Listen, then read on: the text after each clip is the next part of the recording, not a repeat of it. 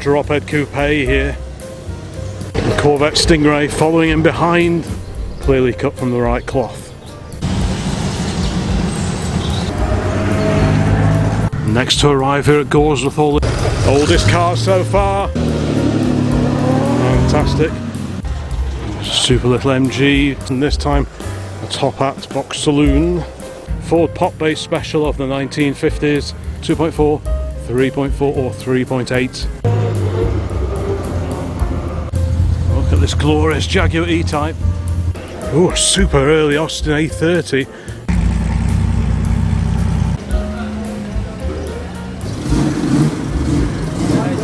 Super pre-war Riley now. Oh, Fiat Topolino DB6. I didn't sell too many of those in period.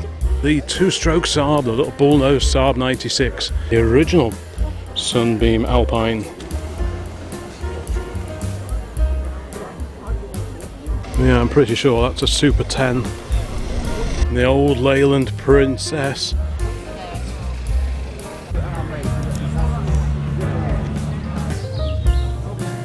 Great to see. Fantastic.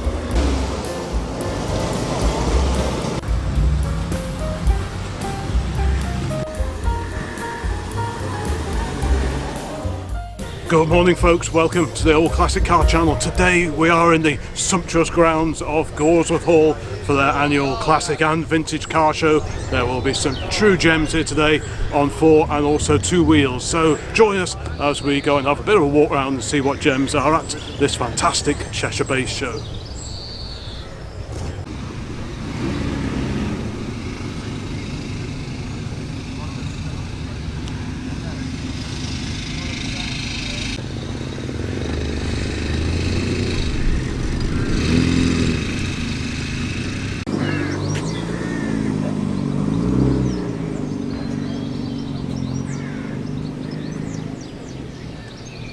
Yes, the grounds are filling up nicely now with some glorious motor cars. We're here today in the XJ, and look at this stunning pre-war Triumph over here, GR6798 on its original registration number, and what a beauty, a drop head coupe, absolutely glorious car. There's going to be some real treats in this video, I am sure. Big thanks to the organisers for letting us both come here and do videos of the wonderful Gawsworth Classic Car Show. Many of Abingdon's finest pouring in now. MGBs, 3 of, plus MG behind that. Is that an F or TF? I think it's a TF.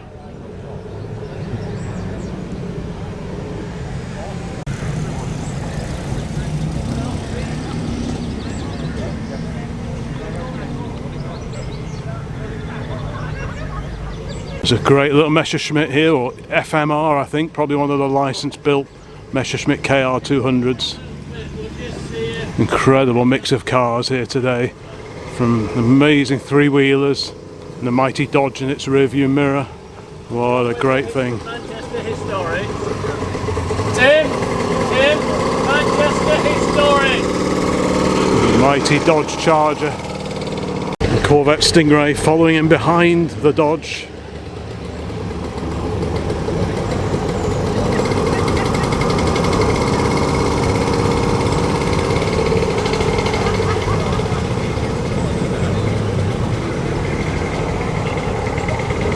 Look at this glorious Chevy Bel Air wagon, fantastic.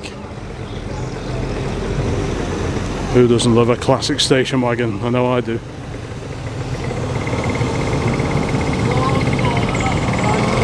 Oh, look at that Ferrari. Wow.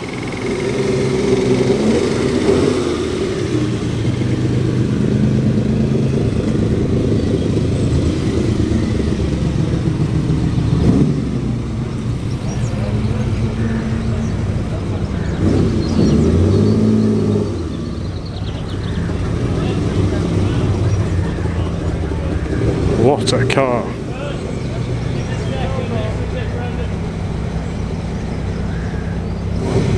Rubber bumper MGB GT, followed by another MG, but a very unusual front on that one, and different bonnet, sounds like a V8.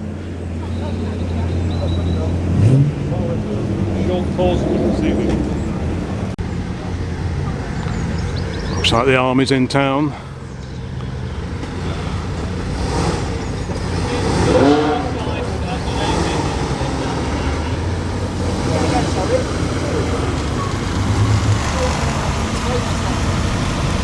yes, we'll go this way round. Right, door at the front. This there. Yes, very good. This round the right route. Stunning XK120 drop-head coupe here. What a belter. Jensen Interceptor, big Chrysler V8 engine under that swoopy body shell.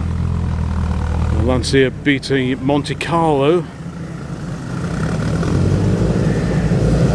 All sorts of cars here today. Trying to feature a little bit of everything, mainly the older cars, but it's just an incredible event in such wonderful location. We've got a TVR Griffith, one of the wedge TVRs behind that. Which one's that one? 350i.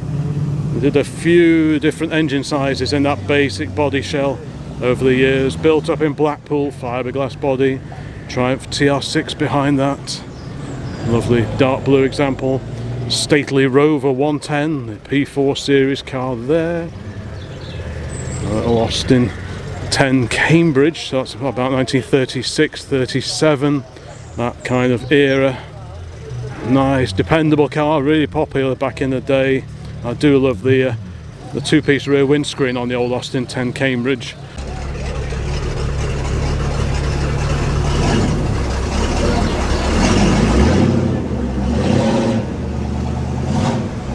Cadillac Eldorado.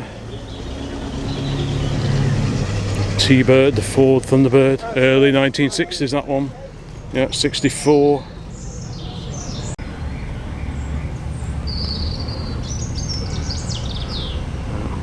Pair of Malvern's finest there, the Morgans, followed by a little Austin Healey Sprites, debumpered, a magnificent Ford Model A Coupe, late 20s or about 1930, a little Fiat 600 or possibly the SEAT version, and an 86 Ford Capri behind that.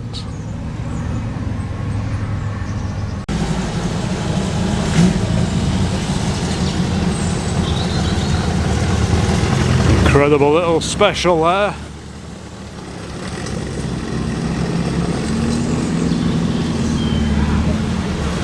And a Wolseley 1100. Yes. Coming thick and fast now. TVR Chimera, Porsche, and behind that a great little Mini Clubman.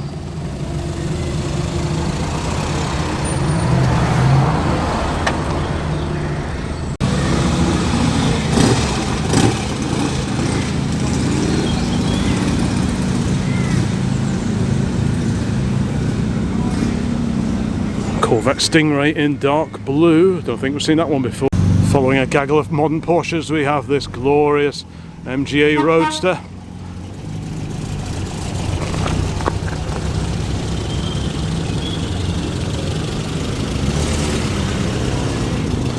Austin Ambassador. You don't see one of those every day.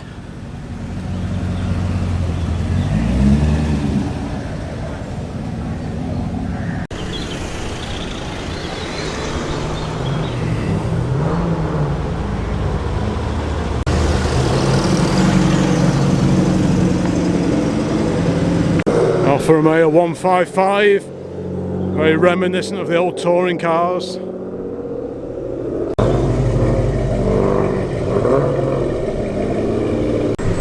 There's a super low mileage Hillman there. The owner of that one's also got a Renault 4CV, so clearly cut from the right cloth.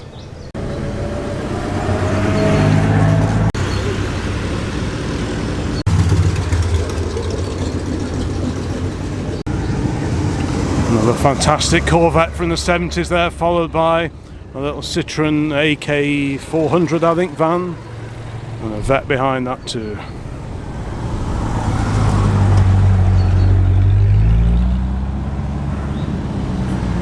Behind the Porsche Boxster, now what do we have here? Might have to think about this one. I think it's a BSA Scout.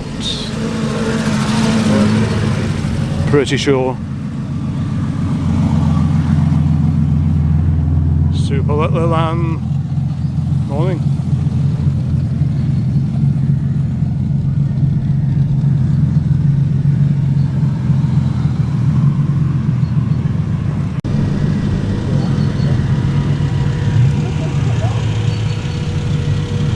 Next to arrive here at Gawsworth Hall is this magnificent Daimler V8 250, sounding lovely, and an Austin Cambridge, the Austin A60 Cambridge, the Farina design Cambridge. Always nice to see one of those out and about. Followed by an early Porsche there. Is that a 911 or is it a 912? It is a 912. And a Sunbeam, and then a Sunbeam Alpine. Someone recently stated that I never feature Sunbeam Alpines. Ooh, an open top version of the O2. Yeah, I mean that's several Alpines featured, so hopefully they'll be happy. Alfa Romeo Spider here, an MG RV8 behind that. Just gonna walk past you. Yeah, and a slightly earlier MG behind that on a Y registration. And a B behind that, which probably started out life with rubber bumpers, I would have thought. Yeah, it looks great. Extra little spoiler on the front too. Quite the queue of classics there. Next in, the Austin Mini Cooper S, that's a Mark II. The Midget, very nice too. There's a Sprite slightly earlier behind that. Not a Midget, that's the Austin Healey Sprite. And I'll get out of the way of this one, the magnificent pre-war, possibly just post-war Wolseley. It's either a 12 or a 14, possibly a 1456, but they all look kind of similar to these non-expert eyes. But yeah, 12 or a 14 we'll go with, I think, on the lovely old Wolseley there.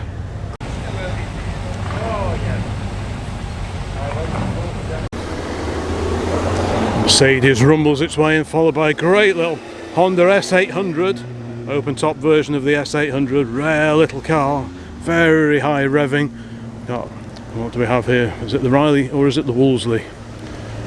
This is the Riley, a little Riley Elf. It's on Cooper S reverse rims, the little steel wheels, 10-inch diameter. Look just perfect on there. The Fiat 124 Spider is awaiting the Riley to go in, I think.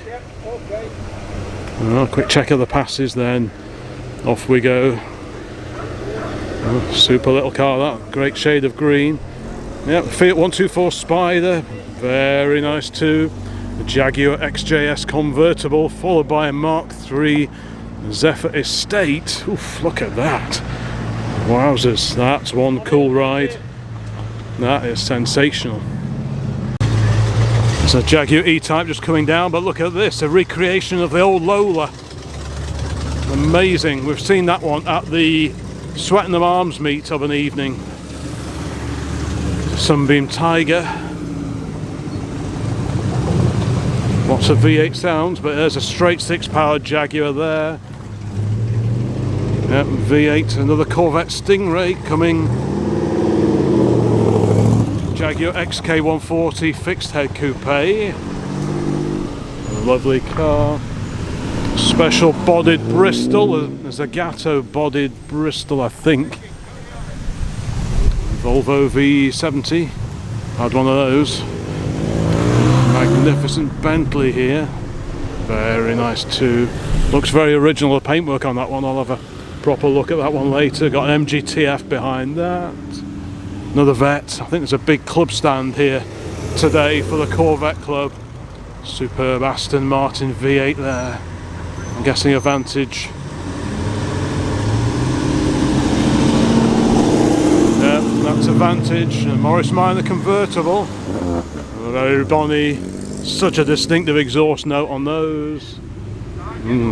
Lovely early 70s Porsche 911 there. Very nice. Mercedes, a 190 SL.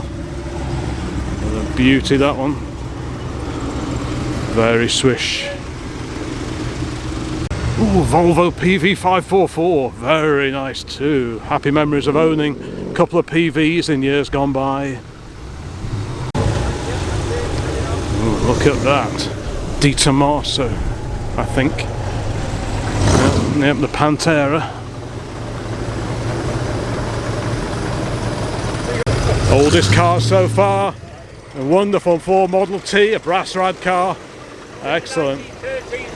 1913, both of them apparently. Fantastic. What a great pair. The Model T Ford Centenary Party. Wow. Have you had far to come today? Only half a mile. Half a mile? He's come from Chetherington. Oh, right. 3 or 4 miles. Wow. I've seen you before. Have you? Nice one. Great. Thank you. What a great sight. 2 1913 Ford Model Ts. Wonderful.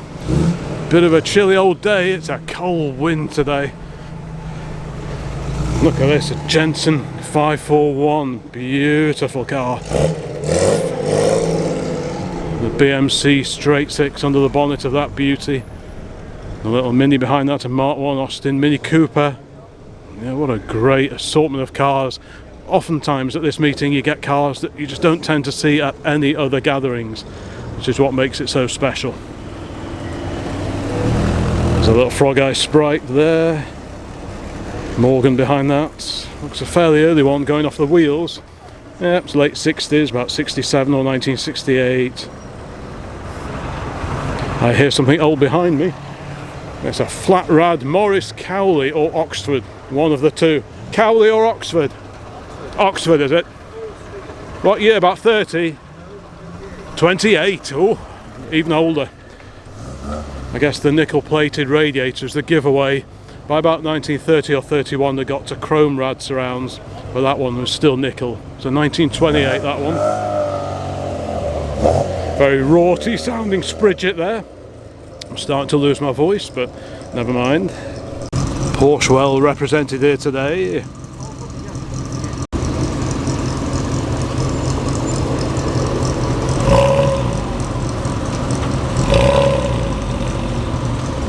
While the cars are queuing to come in, I spy Lotus and Alfa Romeo GTV coming in from that direction. Here we appear to have quite a lineup of cars, so maybe I'll just go for a bit of a walk down here. Super Bentley there, real classic car queue here. Little Wolseley 1500, beautiful black example, we like that kind of thing. Super 911, one of the last of the air-cooled cars. The Triumph TR6 in white, burbling away merrily to itself, and its slightly older cousin, the 66 Triumph TR4A behind that. Beautiful car, very nice. I do like that. As indeed do I like this, a Porsche 356 Coupe. Very bonny. Let's keep going down here, see what else we can spot. Good morning. Let's keep going, negotiate the big puddle. We have an Austin 7 Ruby. Fantastic. Let's see if we can find out a bit more. Morning, sir. So what year is this one? 35. So is this a Mark 1 or Mark 2? What is the difference? Is it the angle of the windscreen pillars, or is that where it is? Oh, I see. So apparently this is better engine. Is it? Oh, right. So this is, what did you say? Sorry, 35 this one. Fantastic. Yeah. Have you had to come far today? We've only come for an hour from Alton Towers Way. Oh, right. It's a nice little run out on She's been zooming along, nothing on the road. until he got here.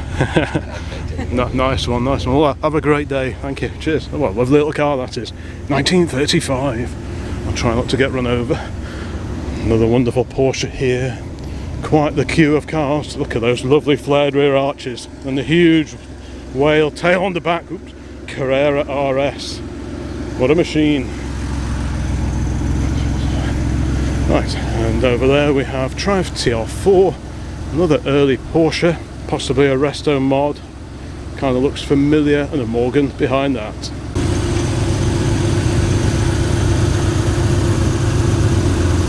Well, that brings back a few memories.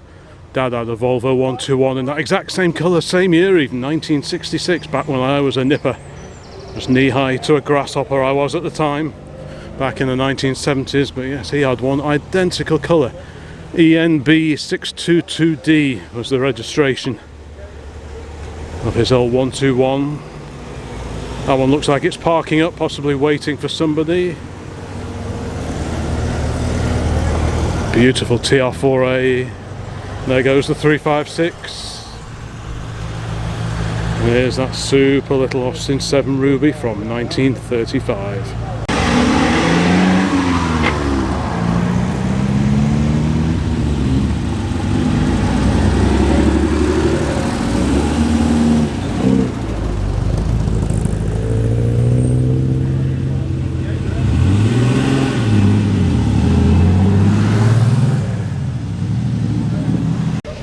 Ooh, behind the Porsche, a glorious BMW there, LMF 436. So it's like a 328 perhaps. Fantastic. 64 Wolseley 1500 two-tone. Not seen that before. 66 Mustang, same year as the Volvo over there. 64 Porsche 356. Another 356 Coupe. I hear 2 CV revolutions from behind the Porsche. And a lovely Jensen behind that.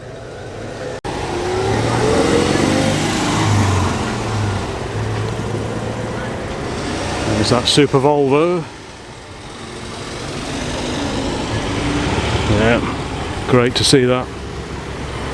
356 is heading up into the what looks like the public car park, maybe just momentarily. Second Jensen Interceptor of the day, this one on an N registration. Oh, look at that Lamborghini. We've got Austin Healey here, but look at this incredible Lambo. We filmed this one a few months ago at the Swettenham Arms evening meet. What an incredible car from 1967, beautiful V12. MGB GT V8 follows Lamborghini. Triumph TR7 Drophead Coupe as well. Another vet in our favourite colour. Rolls-Royce Silver Spirit wafts its way in. Somewhat less wafty is that glorious early 70s Porsche 911. What a belter. Ferrari, was that 355 I think? No, 348. Close.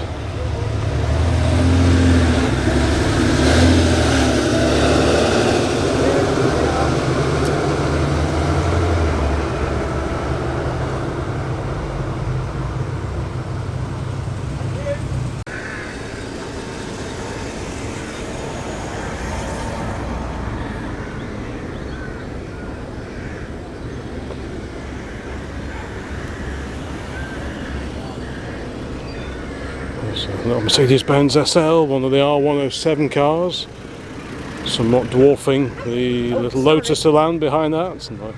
Yeah, nice little open top Elan Sprint. MG Midgets follows that. The Triumph TR4A, this one in black with the thin white wall tyres, which looks very, very swish indeed. Ooh, Sunbeam Rapier. Yeah, that looks pretty cool. I like those fastback Rapiers. The Mark 1 Ford Fiesta in its wheel tracks. We've even got a quad bike. Jaguar E-Type Series 2 Drophead Roadster, to give it its proper name.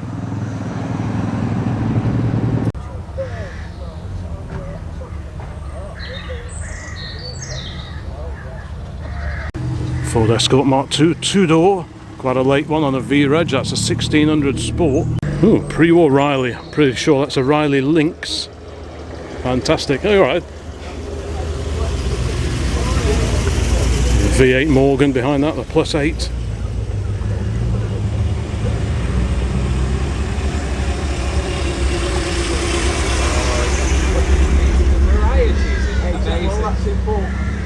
Here's the silver 356 Coupe again. Its distant cousin, the classic VW Beetle. Got a little 7 behind it. Is it a Caterham or one of the similar cars? Midget here. I recognise this one. Look at the stickers in the window. Hello. He supports the channel. He's bought a fair bit of merch, stickers and such like. Lovely Bristol behind that. Something loud.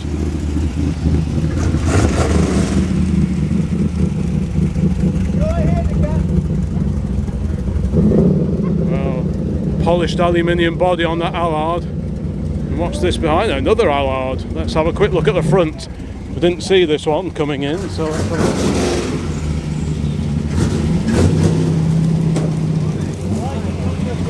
Very good, yeah, carry on, you do. Just drive in.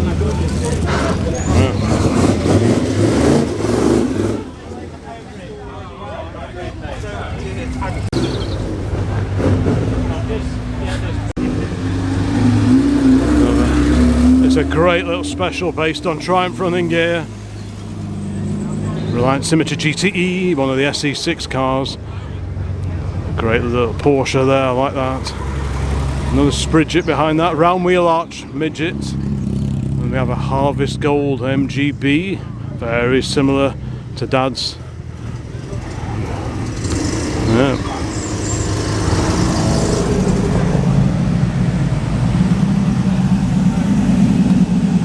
TVR S-Series, Austin Healey. A couple of Triumph TR6s.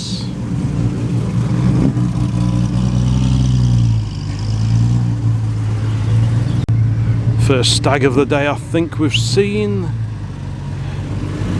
Certainly not the first vet. There's a 64 Triumph TR4 rolling in behind the vet with Surrey roof, centre panel removed. Another lovely Austin Healey there. Very nice Healey 3000.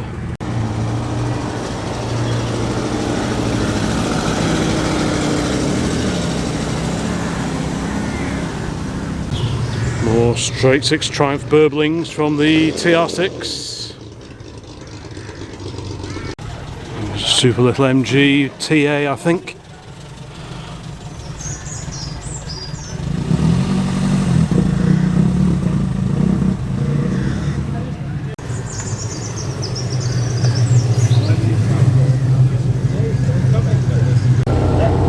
Got a Triumph TR3A coming in next.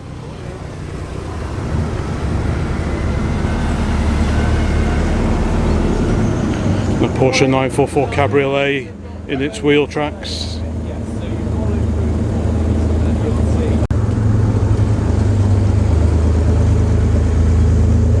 Morning, Tony. Good to see you.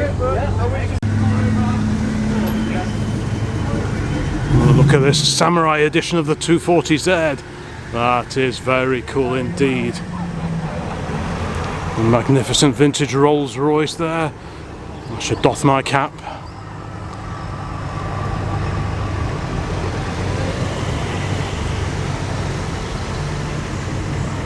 Ooh, Mark on MX-5, a Lotus XL,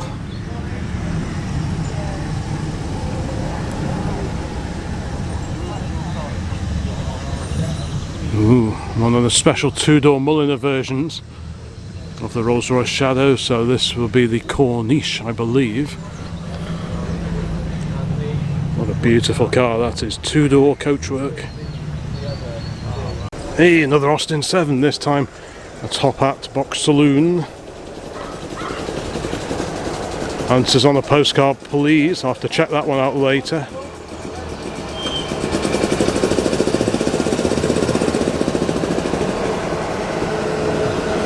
Another Sunbeam Tiger, another beautiful V8 powered Sunbeam there.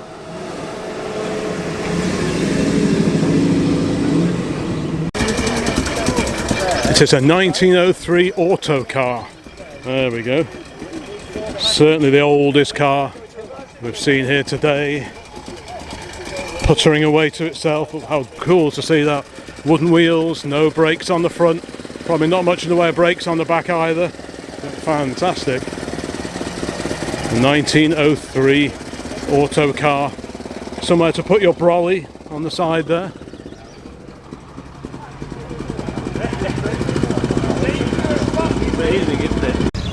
Another whisper quiet Rolls-Royce purrs interview in front of Gawsworth Hall itself. What a beauty that is. Lancia Fulvia next. Make that two Lancia Fulvias, one with the raised outer headlamps, this one without. So I think that makes this one an import, left-hand drive. Oh, look at this Falcon Caribbean. So this was a Ford Pop base special of the 1950s. So you got a Ford Pop chassis under that rakish fiberglass body. Lots of period tuning bits on that one. It's got Bellamy wheels on it as well. How cool is that? Yeah, so humble Ford Pop engine, somewhat modified. This has been in very long-term ownership with the gentleman that owns this. It's a great little car, fiberglass body. Lancia Fulvias are just parking up at the moment. Still plenty of classic and vintage and indeed veteran cars turning up and arriving here at Gawsworth. It's all jolly civilised, this is.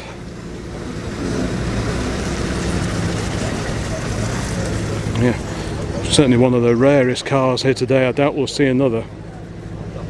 A little Falcon Caribbean. So you'd buy a rusty Ford Pop, throw away the main body, keep the chassis in the running gear, then you would order one of these bodies. I mean, the Falcon were one of the best known makers of fiberglass bodies for the Pop chassis, but there were loads and loads of others, Ashley being another one. And you would bolt it all together, maybe fit some aquaplane tuning gear, maybe a set of twin carbs or an aluminium cylinder head to your Pop engine, give it a bit of extra pep.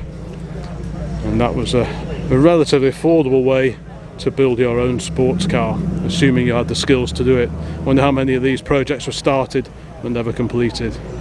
Ooh, that's an unusual fixed head. Sunbeam Alpine over there. Austin Healey 3000, very similar colour. And another Sunbeam Alpine behind that. So certainly plenty of Alpine and Tiger activity at today's car show. Oh, a slice of BMC's finest here, the Riley 1.5. So this was a souped up equivalent or version of the Wolseley 1500. Another magnificent Rolls-Royce here, this time the 4-door Silver Shadow 1. Nice early one there. Behind the vet, a 1964 Jaguar Mark II. So 3 different engine versions were available in the Jaguar Mark II, 2.4, 3.4 or 3.8. And of course there was the Daimler version as well, which had its own unique engine and slightly different grille, but this is the Jaguar, the OG. Beautiful car in green. Cutaway rear arches, Coombs style.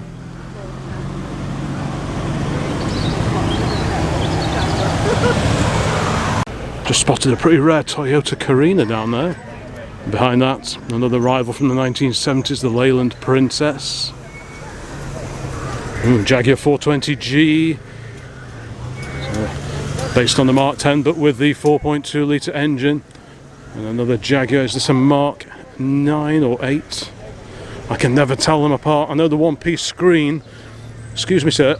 Mark 8 or 9? Mark 8. 8, right. I knew it wasn't a 7. No, right. So Mark 8. what year then? 1958. 58, is it? That's beautiful. What a wonderful looking car that is. I do like those really big early Jag saloons of the 1950s. Very handsome. And there aren't too many good ones of those around.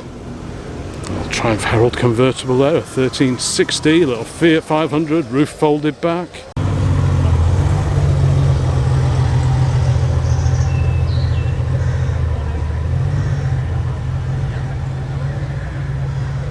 Oh, look at this, an E3 saloon, one of the big BMW saloons. It looks like 3.3 Li, it is. That's the top of the tree when it comes to the E3 Beamers of the early to mid 1970s, the forerunner of the 7 Series.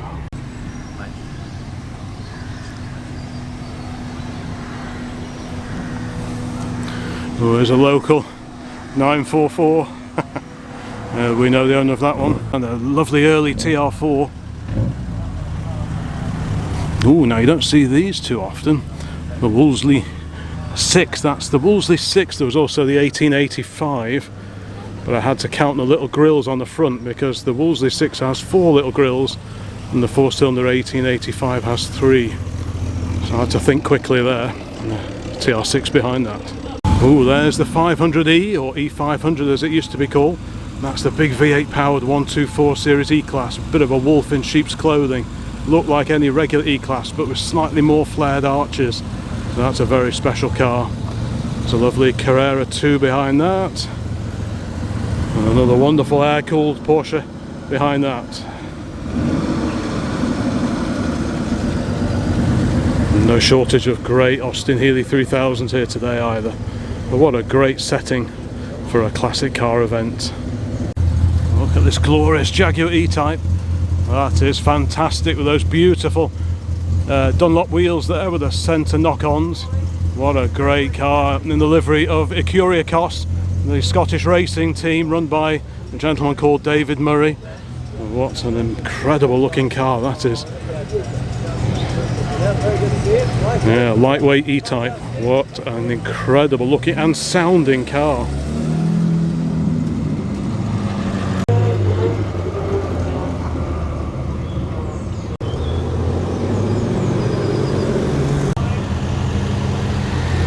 MGC GT.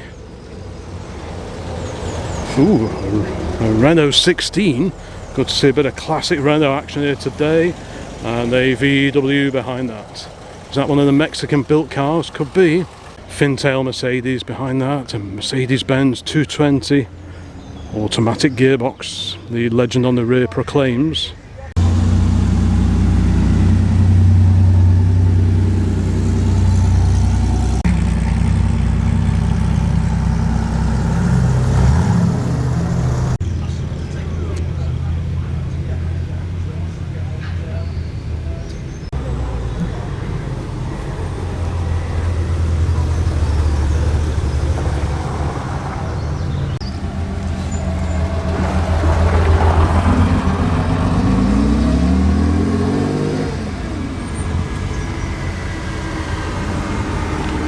Mighty Bristol.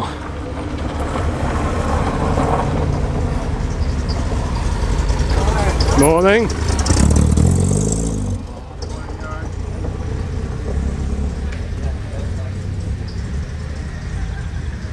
Look at this super old garden roller just tucked away. Beautiful old castings. Yeah, what a great thing. No maker's name on it, but wow. Ooh, Hillman Imp.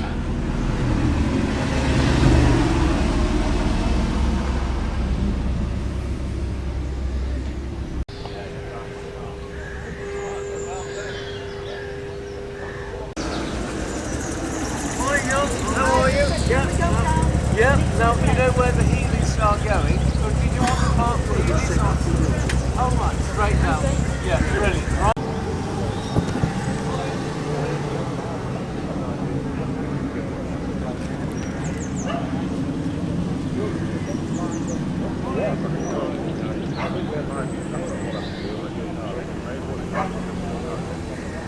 Oh, super early Austin A30. That's one of the AS3 types with the filler neck on the back wing and a different grille as well. Different speedometer in that one. So we'll definitely have a closer look at that one because you see very few of those first series A30s around.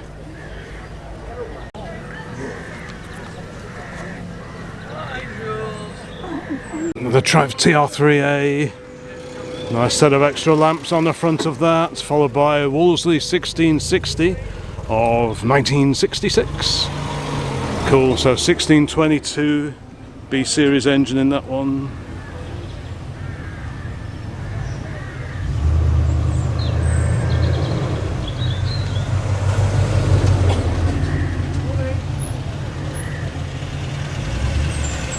Ooh, a Jowett Javelin. Built at Idle in Bradford. Incredible, very advanced, very streamlined car. Designed in the late 1940s, but beautiful example that one.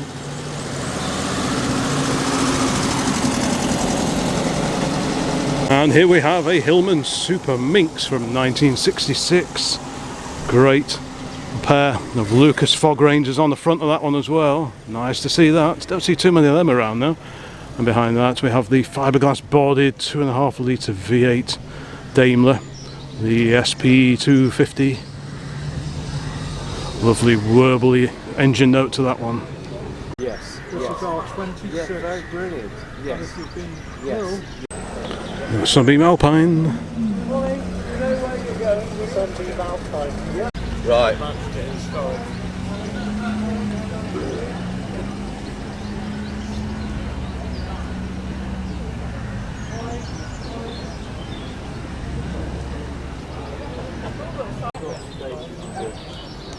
Oh yeah. No.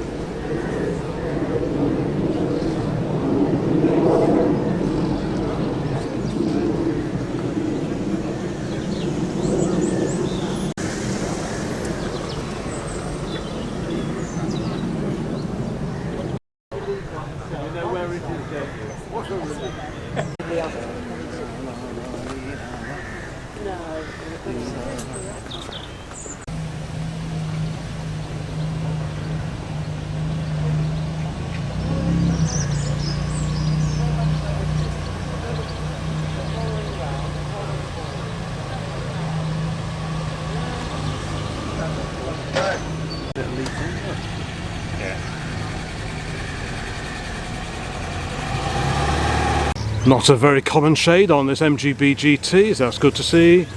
Got an Alvis TD21 drop head behind that. Lovely car.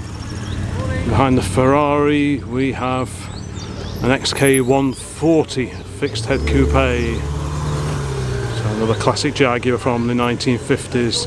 So this is the 140, which was the replacement, the updated car that followed on from the XK120. Still with the beautiful lines, slightly bigger bumpers on these cars, different grille, lots of subtle mods, a little bit more room inside as well in these, because the 120s were criticised a little bit for being a bit tight for the driver and the passenger. Next coming into view, a classic Marcos, such a low car.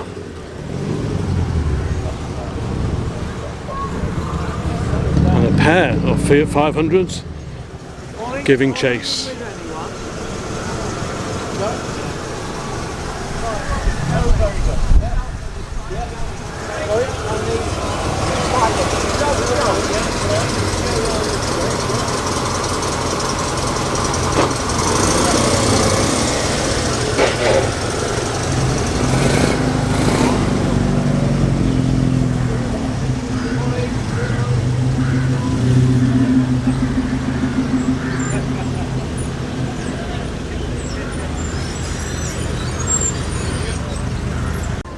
Alfa Romeo Spider.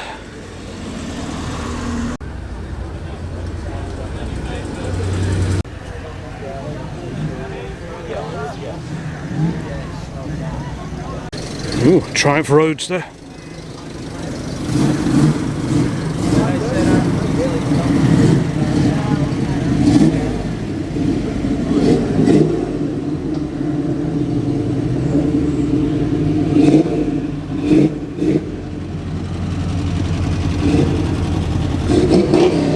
We've got a Piper GT.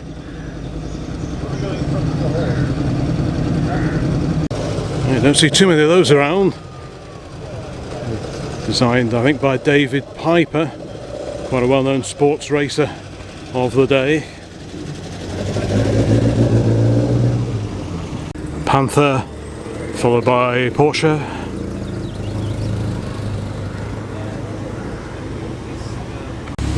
Chevrolet Camaro SS from 1967 coming in now. I do like these. I've always preferred the shape of these over the Mustang. But yeah, what a beauty that is.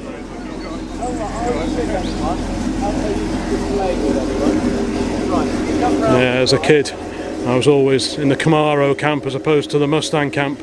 No real reason why, but I do love the shape of these.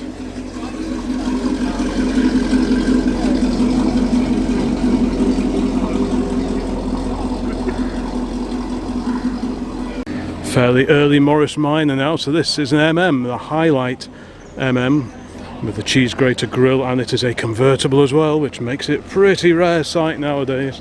What a little Bobby Dazzler that one is. Yep, so that's a Highlight MM.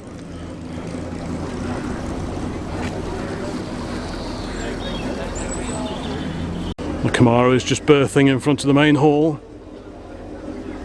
Such a cool looking car, that, I think. Super pre-war Riley now, a saloon. What a beauty. Very low roofline. Is that a Kestrel perhaps? Not quite sure, we'll have to check up on that. MGA Roadster. MGB Roadster. No shortage of magnificent early Rolls-Royces and Bentleys today. Triumph GT6 Mark III.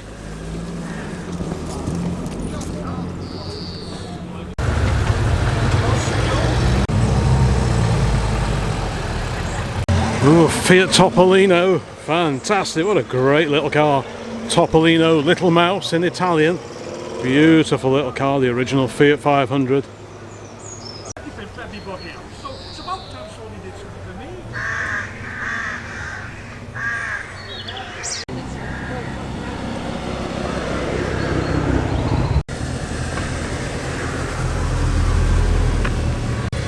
Another super Lotus Elan fixed head. I spy Tickford Capri. Next Jaguar E-Type to arrive is this Series 2, 2+2.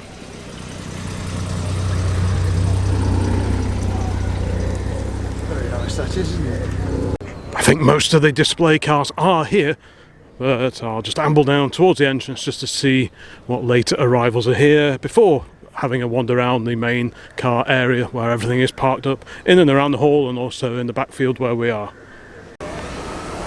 Austin Healey comes in from the left, TR4 to the right, Ford Cortina Mark I, a 1964 example, very cool on the wider steel wheels like the Lotus Cortina style. I wonder what the story is with this Sunbeam.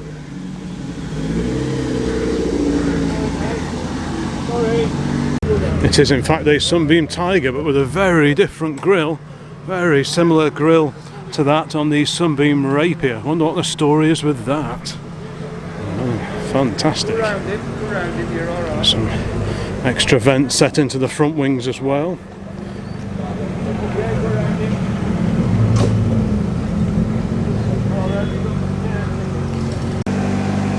Two CV inbound with Willis Jeep behind it.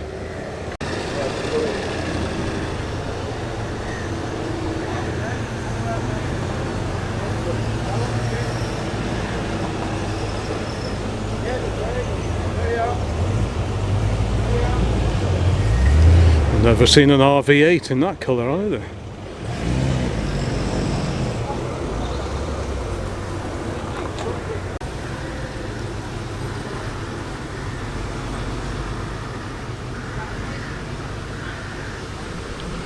Mercedes-Benz Coupe, based on the E-Class. That's a C123. Saloons were W123, I think.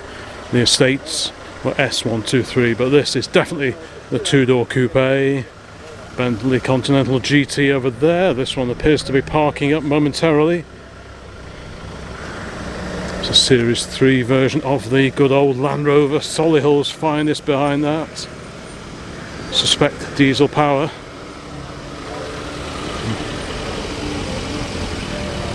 Great paint job on the De Chevaux heading into the public car park.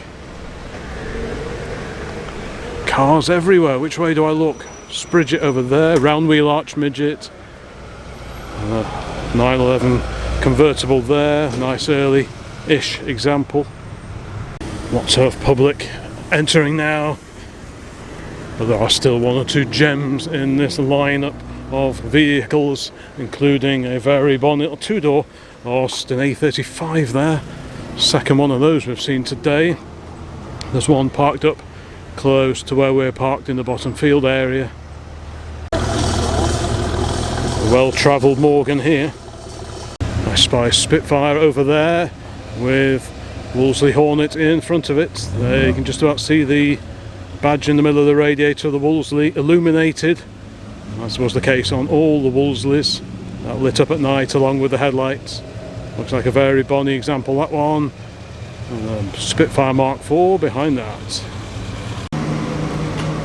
Ooh, very classy indeed. Look at that. DB6. What a beauty. Stunning colour as well. That's great, yeah. Thank you.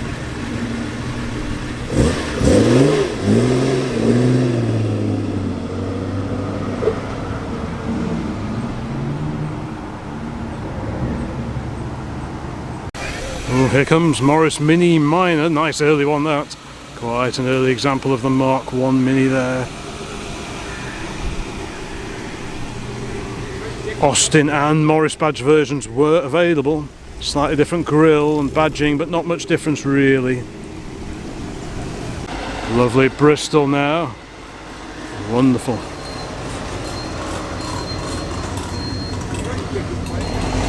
Spare wheel is housed within, it's either this side or the other side, but in the rear section of the front wing, behind the front wheel, the spare is hidden away.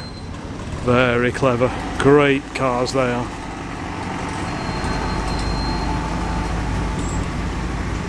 So what's that, a 407 or 408? Sounds like a V8. The 406 was the last of the straight six power cars. Thereafter it was V8 power for these.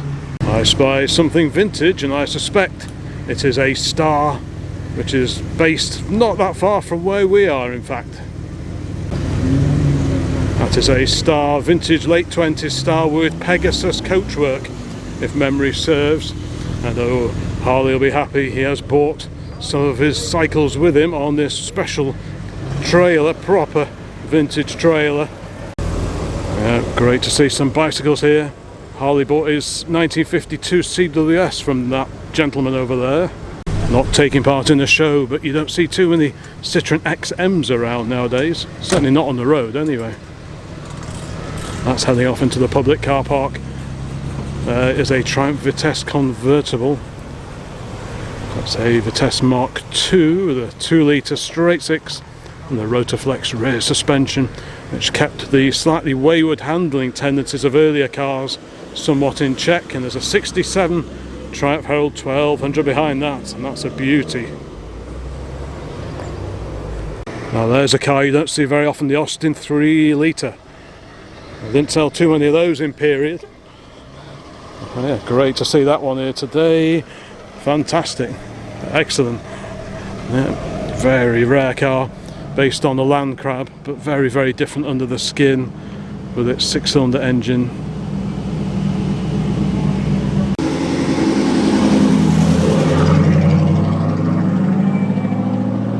Next up we have a Jaguar E-Type Series 3 with a V12. Could be auto, could be manual, sounds auto. The Lotus follows that one in.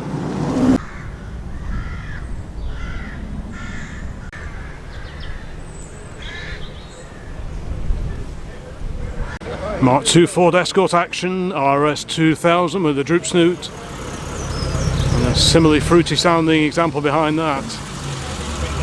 Here are the bicycles on the trailer, well, two tandems in fact.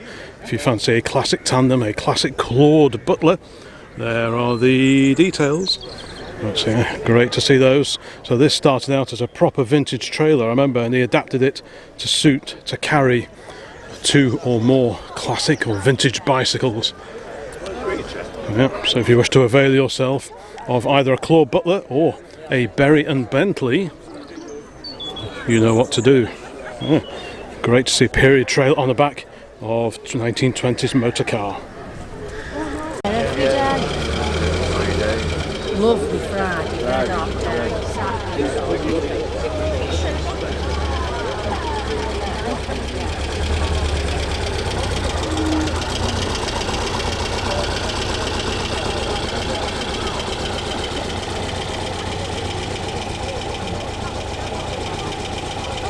Ooh, Citroen Ami.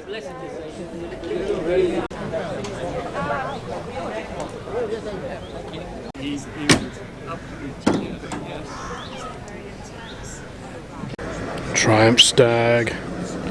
Looks like a Mark II with those sill covers on it.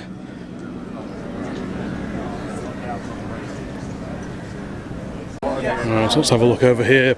Lovely Ferrari, is it 275 GTS from 1966. Glorious front engine V12 Ferrari. Stunning Barani wheels as well. They always look a treat. Pininfarina. What a magnificent, magnificent car. Spot of info in the window. Yep, 275 GTS Rosso with Pele beige interior. Number 155 of 200 made. Only 14 made in right-hand drive. And one of only 5 cars with the 6 carburettor setup. There you've got the certificate of authenticity from Ferrari Classic themselves. But what an amazing looking car. Yeah, right-hand drive. It's just incredible. Kiddie seat in there. That's a lucky child to get a ride over in this glorious Ferrari 275 today. Let's just have a quick look down here, get down low just to admire the super sleek lines. But yeah, what a beauty. Yeah, those Baranis just look sensational. 4 pipes out to the back as well. They look the part. There we go. What a beauty.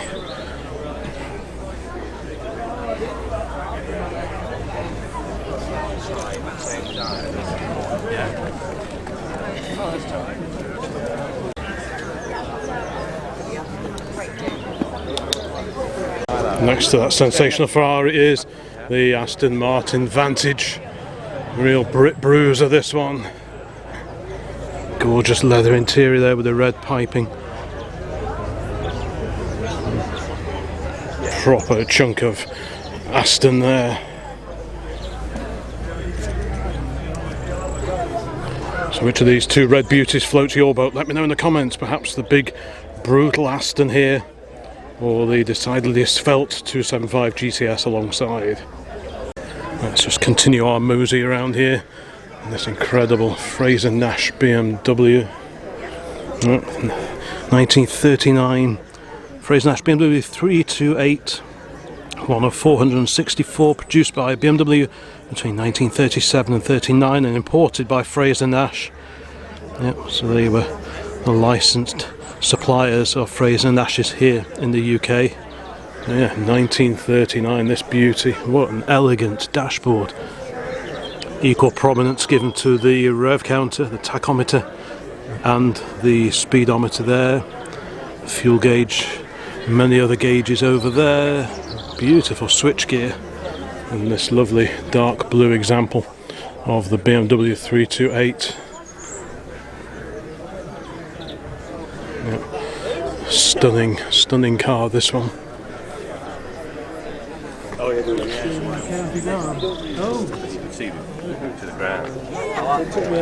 Chevy Camaro, this is the one we saw driving in before. So it's a 396 cubic inch V8. Left-hand drive. Proper muscle car interior there. Super deep dish steering wheel. Lots of black vinyl, just as you would expect. Chevy Camaro, the all-important badge on the tail there. We just nestle through there. And here we have another Aston, this time an Aston Martin DB6. Slightly longer than the DB5s that came before. Window is open so we can have a peer inside. DB, reflecting the owner's initials at the time, David Brown of the tractor company. He bought the Aston Martin company some years before, hence DB. And the DB is something that's stuck to this day. But yeah, beautiful car, manual box. It's like an aircraft in there, isn't it? All those switches, instrumentation, real jet set car. Super Leggera. That's super lightweight for the lightweight body construction. There's lots of very fine tubular sections beneath the outer coachwork on these particular cars. But yeah, slightly longer than the DB5. Also very different tail as well, with a sort of little ducktail spoiler built in at the back. Yeah, what a stunner.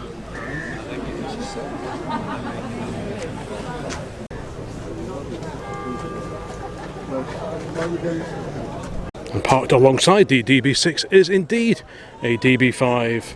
This is a car I've featured on the channel before, and I had a lengthy chat with the long-term owner of this car. I think the gentleman who owns it's probably in his 90s now, and he's owned this since the 1970s. He resprayed it many years ago. So you can see the very different tail on the DB5 compared to the 6 alongside it. Yeah, both stunning cars.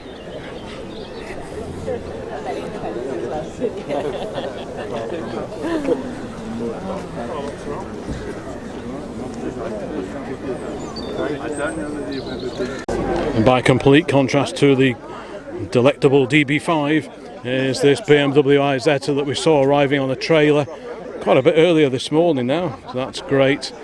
This recreation of the fabulous Lola Le Mans type car we have seen, like I say, at the Swettenham Arms meeting once or twice, but it's an incredible thing to see, and it's great that it gets so much regular use, getting to lots and lots of the events that we get to throughout the year. I mean, what a bonkers car to run on the road. That is just something else, and it sounds phenomenal.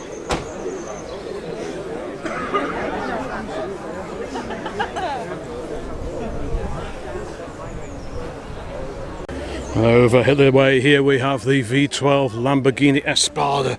Very low car, very 1970s. Quite an unusual shape.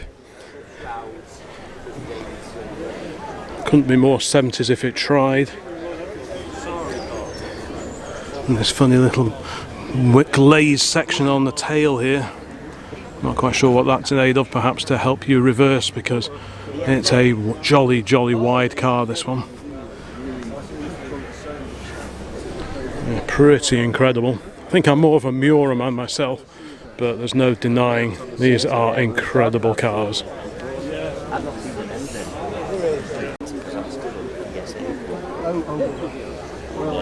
A glorious Mercedes-Benz 190 over here. And what's that radio? It's the Becker Europe.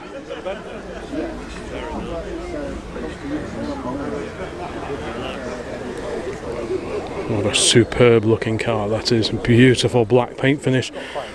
And look how all the joints, you've got the wing here, but it's all leaded in, so you don't get any nasty seams that you would get on lesser motor cars.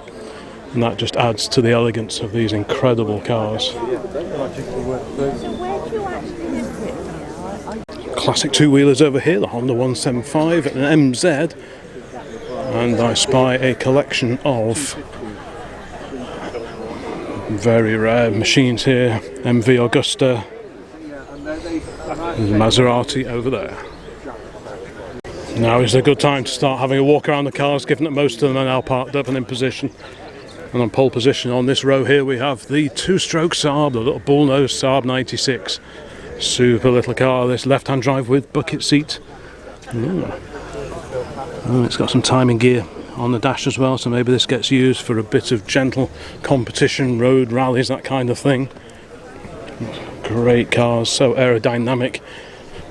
There's a nod to Saab's aviation past in the badge there. Svenska Aeroplan AB. Oh, super duper. If you like your classic Saabs, check out the video I did of the old bullnose van that I had many years ago. And we'll just have an amble down here. MGTF with its bonnet raised, centre hinge bonnet. It's the last of the classic T-Series MGs, really. These were replaced by the MGA, which was a much more modern design. Complete sheet of new paper for that one. Lagonda, magnificent vintage Lagonda. There's some very tasty Lucas lamps on the front. You can hear an aeroplane whistling its way over. I'm not quite sure where it's going.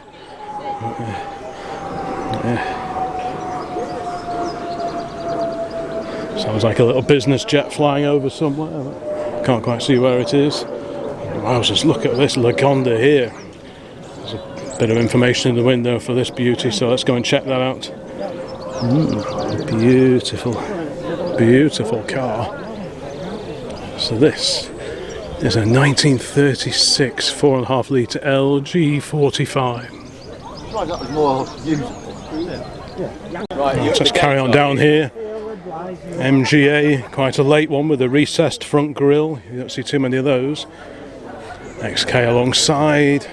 Alfa Romeo Spider. And a lovely vintage Austin. I think it's an Austin 12.4. Got a nickel plated rad on it. So what would be the year on this? 26. That kind of time period. Shell Motor Spirit.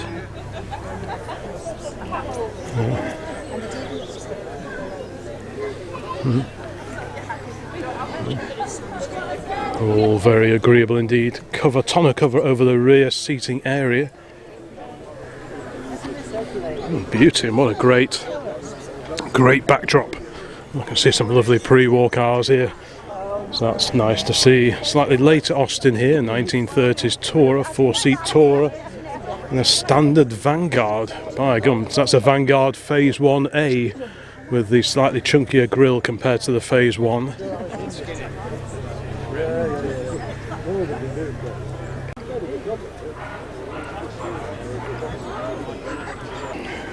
Let's carry on down here past the MGB with bonnet raised, and here we have a Sunbeam Alpine, the original Sunbeam Alpine. Lovely car. Yeah, very popular in competition in the post-war years, and super stylish. I've said it before, but Roots Group interiors of this age are just wonderful, I think. Lots and lots of ivory switchgear, the steering wheel, super stylish speedo there. Just great detailing everywhere you look. Many louvers in the bonnet, leather bonnet strap as well. What a great looking car that is. If I just stand back over here, I'll try not to walk into anyone. Next to that, the super low Alpine. What a beauty that is. I do like that. This is one of the Spanish built, Spanish assembled Alpines.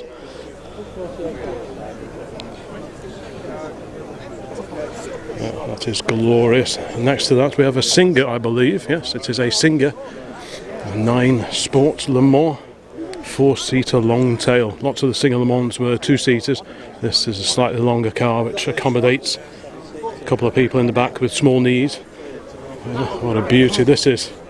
My granddad had a couple of Singers of this age, going way back in time.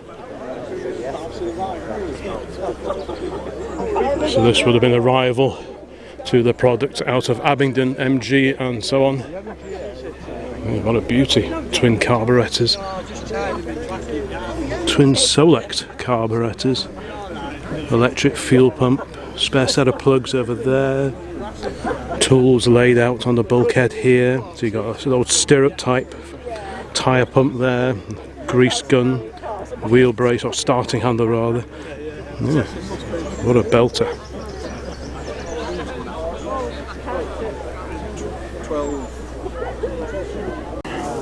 Rightio, let's carry on past the Alpine and the glorious Singer. There's the dash. What a super looking little car that is. Right. I probably can't feature every car in super great detail, but we'll just have an amble around. Got a Rover P5, the 3-litre coupe. So this had the Rover 6-cylinder engine in it. MGB down here. And this super low mileage Hillman down the bottom here has featured on the channel before. I think I featured this one at one of the Woodford gatherings. So this is the Hillman Imp Californian fastback car. Super condition and really low mileage from what I remember. Still with the plastic covers on the seats, which is quite novel. There can't be too many like that now. Oh, it's up for sale with under 400 miles. Yeah, oops, super. There's a little doggy there. But yeah, super low mileage car, that one. Right, let's carry on over here. See what other gems we can spot here in the grounds of Gawsworth Hall. This is probably the most civilised of the meetings we get to. We do love Turnhill Hall of an evening. And in terms of daytime events, you can't really top this one if I'm honest. What a glorious interior. So this is the drop-head coupe version of the XK120, which was a much plusher car compared to the XK120 Roadster, which had a much simpler roof arrangement. It didn't have these beautiful framed side glasses and the doors. Look at that radio. I do love correct accessories fitted in these older cars. A couple of stopwatches on the dash as well. Beautiful shape. Stunning, stunning car. This is one of the steel-bodied cars, I suspect. The first few hundred were alloy-bodied. You can usually tell those because they have separate lamps on the top of the front wings, whereas by this point in time they had the wing and the lamp sort of thing all moulded together, leaded in this top bit. But yeah, what a beauty that is. MGA Roadster, MG Midget over here, one of the 1500cc cars with the rubber bumpers. Way back in the 1970s that one was built. Really busy now, lots of members of the public, not quite sure where I'm going to go. We've got an MGYA saloon here. So I'll have a quick shufty at that. Let's have a quick look. 1250cc nut and bolt resto in the early 1990s. It's a lovely two-tone green car. Yeah, super busy. Here's the BSA Scout front wheel drive. That's what makes these quite novel. Have a quick peer down here. You can see the dual transverse leaf front suspension. You can see the drive shaft just down there, the shiny bit. Yeah, quite a novel little car. This is a Series 6 from 1939.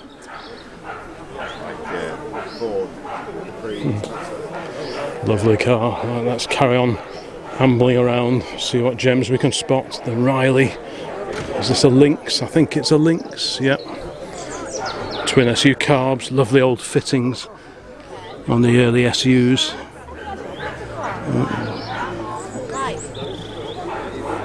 Riley, producers of sporting motor cars, saloons and open-top cars like this Lynx for many a year. Well-equipped dash there. I do like a nice dash. MGB Roadster. Let's carry on here. Here's the little three-wheeler we saw coming before. Now, these were originally Messerschmitts, but some of them were licensed, built and badged up as FMR, which this one is. Yep, there we go. FMR, but yeah, Messerschmitt design. You can see the aircraft heritage and the shape of the cockpit on these incredible three-wheel Messerschmitts. Riley here. Riley 12.4 Special. 1500 twin cam. Look at that trailer there. That's a bit special, that little folding caravan. Right, so we've got a bit more impaction here from 1966. The Lotus Elan, the Rolls-Royce to my right. MGA fixed head coupe, a lovely navy blue example here. This is the stand for the Manchester Historic Vehicle Club. This one from 1959. Super duper. The Elan SE convertible alongside that. Triumph Stag in black, the 3-litre Triumph V8, another MGA there. Ooh, there's that Jowett Javelin. We like that. Let's have a closer look at this. What a bobby look at that. Harley is deep in discussions, excuse me. Yes. 1949. The Jowett Javelin. Stunning looking car, these very advanced. This is quite an early one with the smaller headlights. The later cars had the regular 7-inch headlamps, the Lucas headlamps, but this is fairly early, being a 49. A very advanced car. It's got a sun visor. Oh, the window is open. So let's see if this is a deluxe or a standard car. This is one of the standard cars. The Deluxe, I think, had a wooden dash, slightly more equipment inside, and a little shelf on the rear parcel shelf, doubled up as a clip-in picnic table that clipped in on the back of the front seats, which this car, being the base model, hasn't got. But yeah, great to see it. I think mechanically they were very, very similar indeed, but lovely streamlined styling on these, really, really cool. And what have we got over here? A Lotus Ford Escort Mark 1s, tucked away in the corner, 1600 GT Mexico to my right.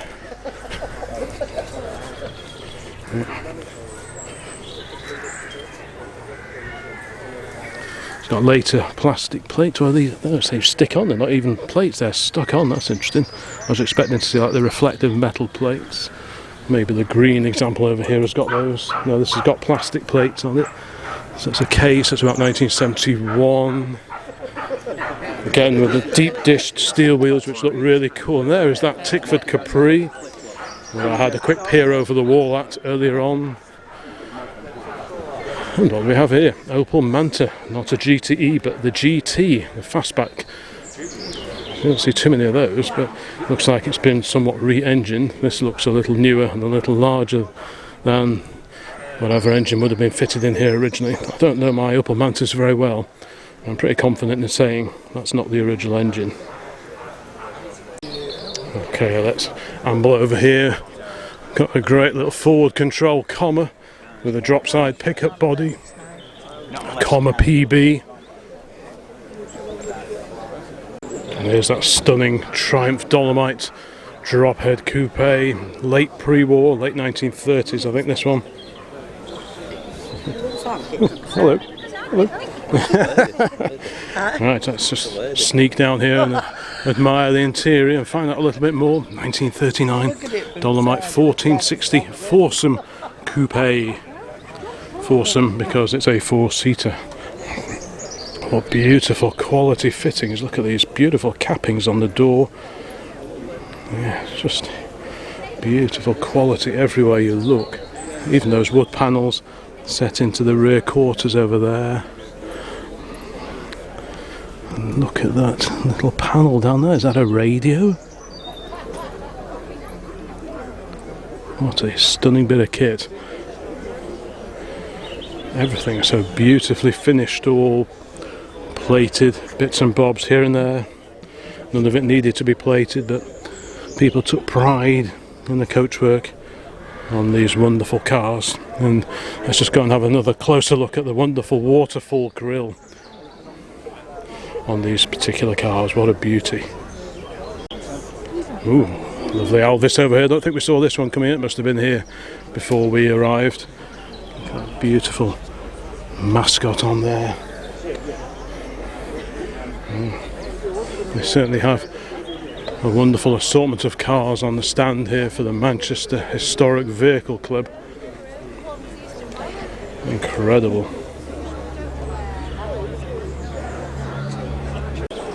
Okay, next row, nice early Jaguar E-Type. You can tell it's a fairly early one because it doesn't say E-Type on the back, the later ones did. And it's got the flick switches of the Series 1. Later cars had rocker switches and a nod to safety, but this is definitely a Series 1. Beautiful car. Real belter. And look at this, alongside with auxiliary handbrake arrangement. This super little Austin 7-box saloon, about 1930-ish, 31, something like that. Lovely, nice to see the original registration number. The number plate pirates haven't been at this one. It's a very bonny little car, 747cc, just a little side valve 4-cylinder engine. There's the Boyce motor meter, so you can keep an eye on the temperature of the workings under the bonnet. That's a beautiful example, that one. Really tasty. And alongside that I've got one of the Derby era Bentleys of the mid-1930s. So what's this? A 1934 Park Ward coachwork. All alloy, lightweight sports saloon coachwork. So being aluminium, that would be a bit lighter. and a steel-bodied car, so I imagine that rides along as well as it looks. Stunning car. And here's that 1928 flat rad Morris Cowley. So I used to have one of these in 1930, mine was, which had the chrome radiator surround as opposed to the nickel rad surround of this fractionally earlier car. And these cars, the flat nose cars, replaced the old Morris bullnose, the very famous bullnose Morris. So this was an evolution of that particular design.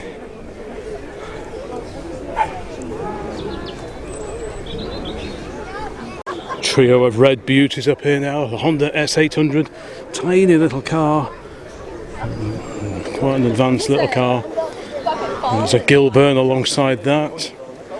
What do we have hiding under here?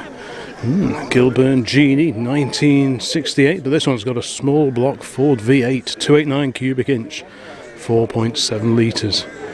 Wowzers. Fiberglass body as well, so nice and light, so I imagine that Welsh beauty would bob along quite happily.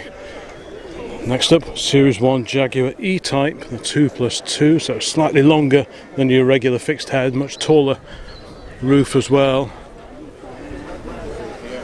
And there's an extra row of seats just about in there. You wouldn't want to wear size 11s if you were sitting in the back, but there's a little bit more space inside compared to your regular fixed head coupe. Same running gear as the fixed head coupe and the Roadster. Right, now we're going back to pre-war days, and we have a Daimler 15, I believe. I used to have something a bit similar to this. I had a Mulliner-bodied two-door coupe based on this chassis many years ago. That's one of the cars I wish I'd hung on to.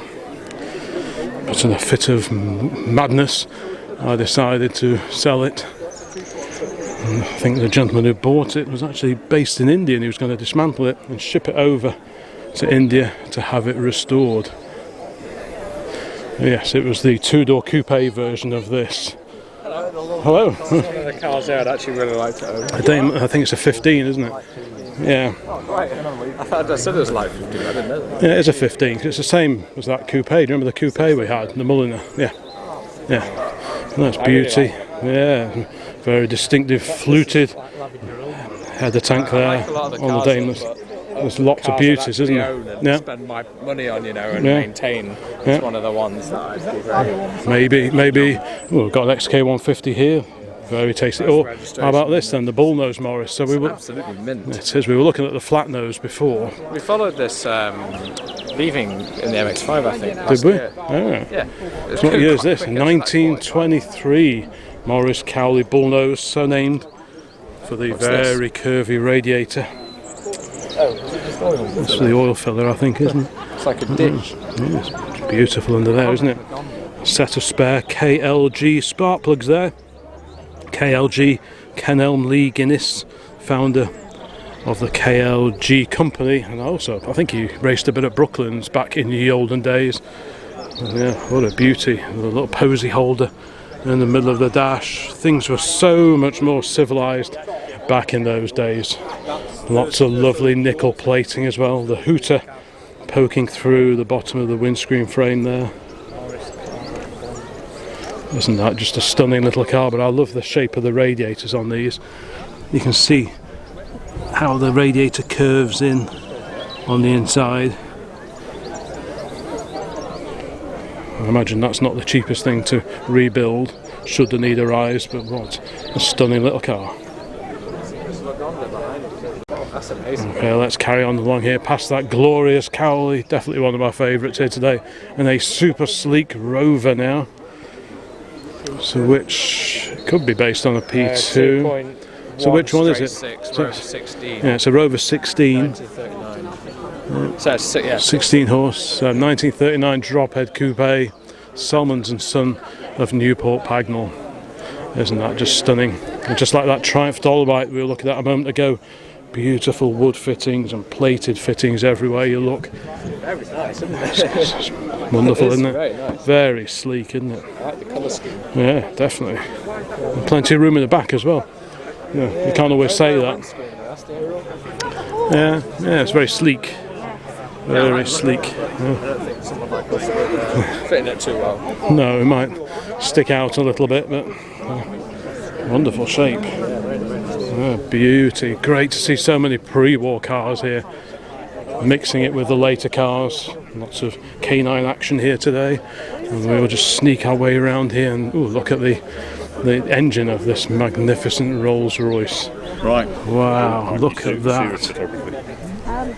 There's one of several Porsche 356 coupes that are here today. So this is a 1962 356B, 1.6 litre engine in the tail here.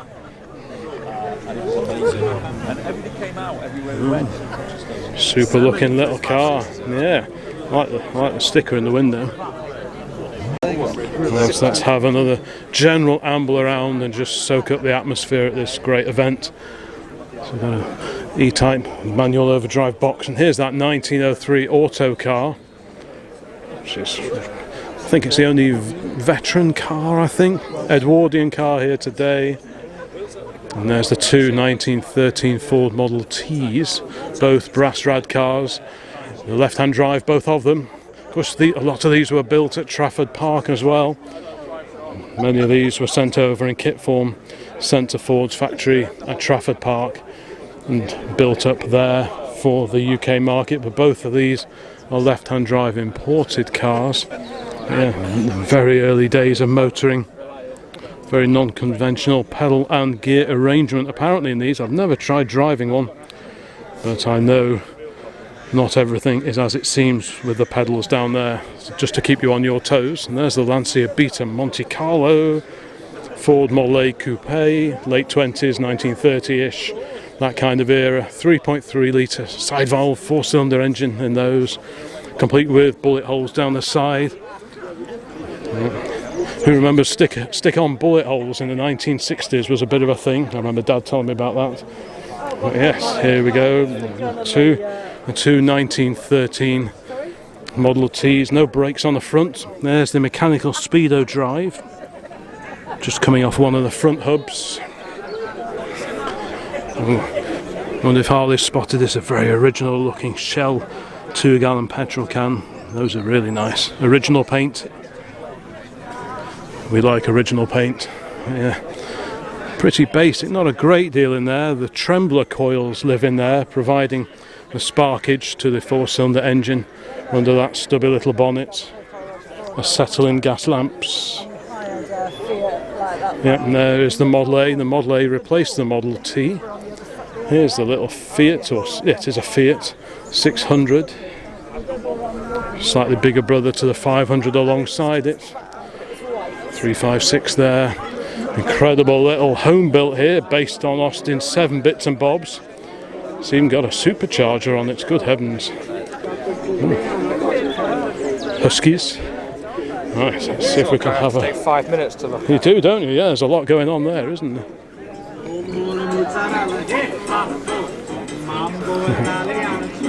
One thing I haven't seen before is usually when you see these shock adjusters when the leaf springs are in line. Yeah. But I've never seen them when it's that's how they are on Austin 7s, isn't it? So these are adjustable dampers, the Hartford shock absorbers. Adjustable ones on the single cross. Yeah. Hello. I love the piston through the bonnet. I think your Fox is in danger with this because you might think I'll have one of these. And a 5-speed gearbox according to the pattern there, yeah. Don't go sitting in there. What are you coming today, the Fox? We're in the XJ. There's a little dynamo on the rear tyre there for illumination purposes. That would go scarily light, wouldn't it? Nothing on there. Right, so let's just continue the amble in this general direction. I think this is an XK140 fixed head coupe. Beautiful car. Look at the dash in there, the wood in there, the walnut veneer. This has What got a a Type stunning C car. That's it. Type C. Oh, I can see. Yeah, Type C. It says on the cam cover just through there. XK140 also has a Type C head. Oh, does it? So it'd be quite spiffy. It's sort of like a racing part, isn't it? Yeah, yep, XK140. Very nice. Beautiful colour, isn't it? Now the Zagato bodied vehicle, the Bristol down here. Let's see if we go around this way. Yep, 406 Zagato. They didn't make many 406s full stop. That was the last of the 6-cylinder. We can just nip through here. 6-cylinder Bristols. This one was special coachwork by Zagato. I remember finding a Bristol 406 in a barn many years ago. Had a smashed piston, and I think they were a bit prone to piston problems on the straight 6 Bristols. Maybe that's why they switched to the V8 engine with the 407, but this is very novel. Front end looks a little bit DB6ish. See if we can stand back over here. Yeah. Super looking Zagato bodied Bristol. MGTF down here. It's the early Di Tommaso Pantera. Yeah. Left-hand drive. It's a left hooker, isn't it? Yeah, it is. Oh, there's a Topolino, the little mouse. What a tiny little engine in there. Seeing the little, was it oil? Sorry. That's them. Is that the? It is just an oil can. It's not for the brakes, is it? It's cool. Or is it? It says hydraulic on it. Yeah, sorry, that's it is a brake hydraulic. fluid, Yeah, it is brake fluid, isn't it? Sorry. Liquido Brain death. Freni. Well, Fren is French for brakes. F-R-E-I-N. No, fan belt, isn't it? Hydraulici. I guess you couldn't have a fan belt with this shape of front. Well, there's a fan belt there. There's no fan on Oh, it. so, But there's a fan belt. Yeah, that's what There's a fan belt. Yeah, super little Topolino. I do love these. Fantastic little cars. Super characterful little car, that.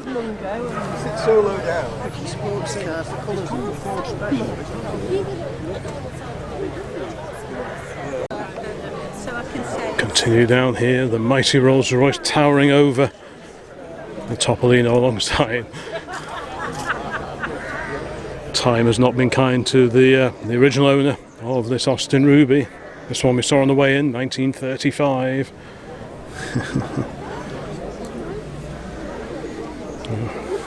Looks like he needs to pad out a little bit. Really cool to see. And here, the other Riley Lynx here today.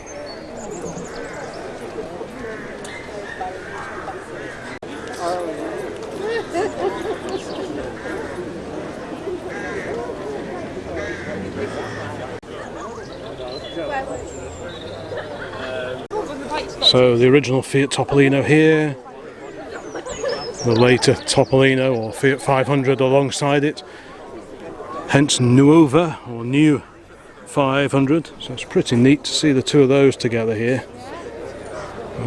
Great little cars. And here is that Falcon Caribbean, the little Ford Pop Base Special. Always a treat to see this one. I do have a soft spot for some of these home-built specials of the 1950s and early 60s. Yep, so this is a Falcon Caribbean Mark IV body. Yep. Super stylish car, you'd never guess there was a Ford Pop hiding under there. Lovely, lovely looking car. And alongside that, those two Lancia Fulvias. Now one is left-hand drive, one is right-hand drive. The left-hand drive is, I believe, the import car. So you can tell the non-UK spec cars because the headlight, or the two lights at the front either side, are level.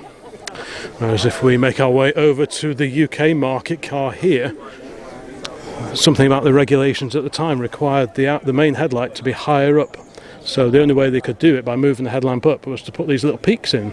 So the foreign market, the original market cars don't have the little peak, but the UK market cars have this peak over here. That's how you tell them apart. We'll overlook.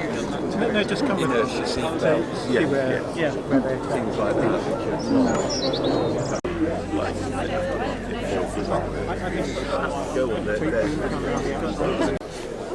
We carry on along here, another Austin 7.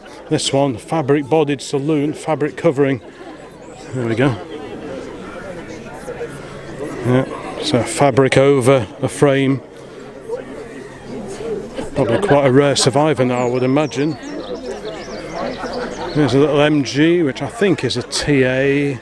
The TC, which came post-war, was slightly wider with only 2 strips on the running board either side, whereas the pre-war cars with the narrower bodies had the 3 strips down the running board, I believe. Huge steering wheel. Great sporty little car. Beloved of RAF officers in the Second World War. Another Porsche 356 over here. What a stunning interior there is there.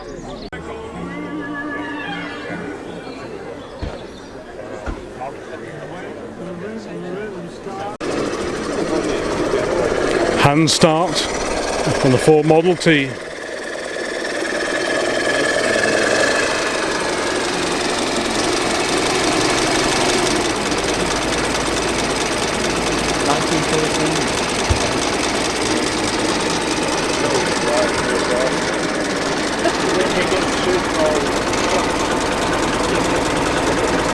Oh, this is a latish arrival, stunning AC Ace. So what's the year of this one? 1955. Yeah, beautiful car.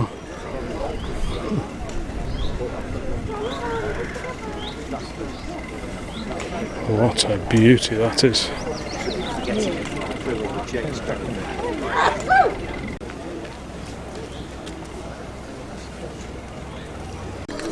Right, now time to head over to the back field. We've only just touched the surface of this incredible event. There's a whole other gathering of cars over the back over there. I saw some Jensens before.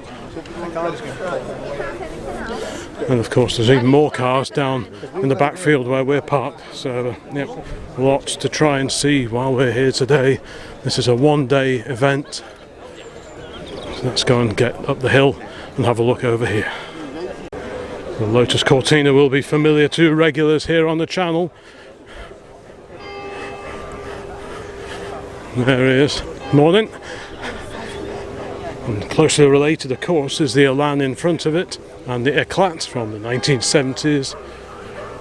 So we are in Lotus Avenue over here, so there's a whole gaggle of lovely Lotuses of different ages. Elan's Elan Sprint, Esprit Turbo, and some later machines over this way. Hope their handbrakes are good. A huge assortment of Alpines and several Tigers in this lot. A Tiger, of course, with the 260 cubic inch V8 engine under its bonnet. Bit of a Q car, really. Here's that really unusual fixed head coupe. I'm not sure what the story is with this, but it's very, very unusual. I'm not sure I've seen this one before. Let me see if I can get around the other side just to have a closer look at it. Yeah, very unusual roof on that. So most of them have soft tops or removable hard tops. This has got a fixed coupe body on it. Very unusual. Beautiful job. Really does suit it a treat.